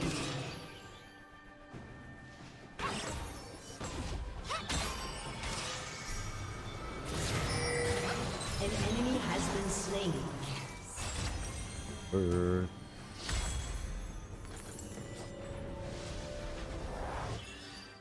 Legendary.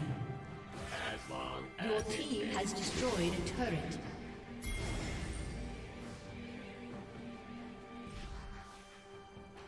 We're just destroying them.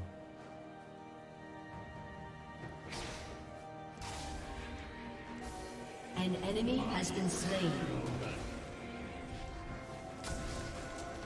Double kill. A summoner has disconnected.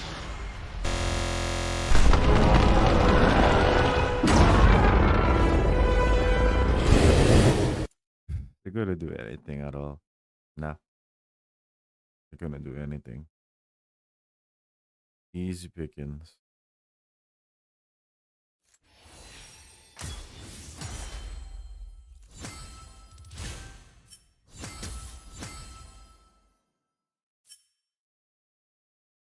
Same.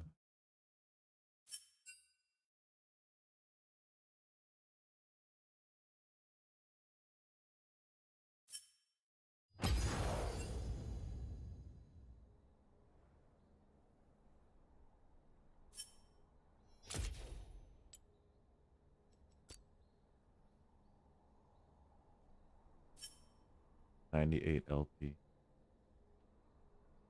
Damn, bro. This Caitlyn and this Tommy.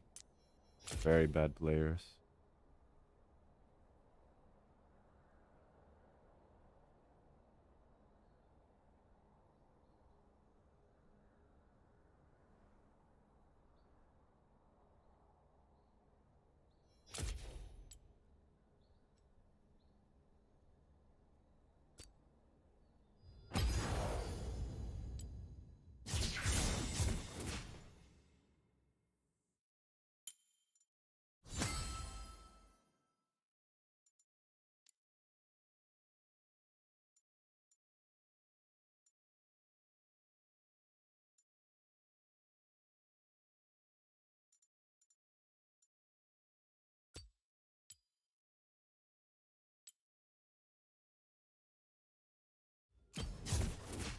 All right, follow here. Peace. I guess.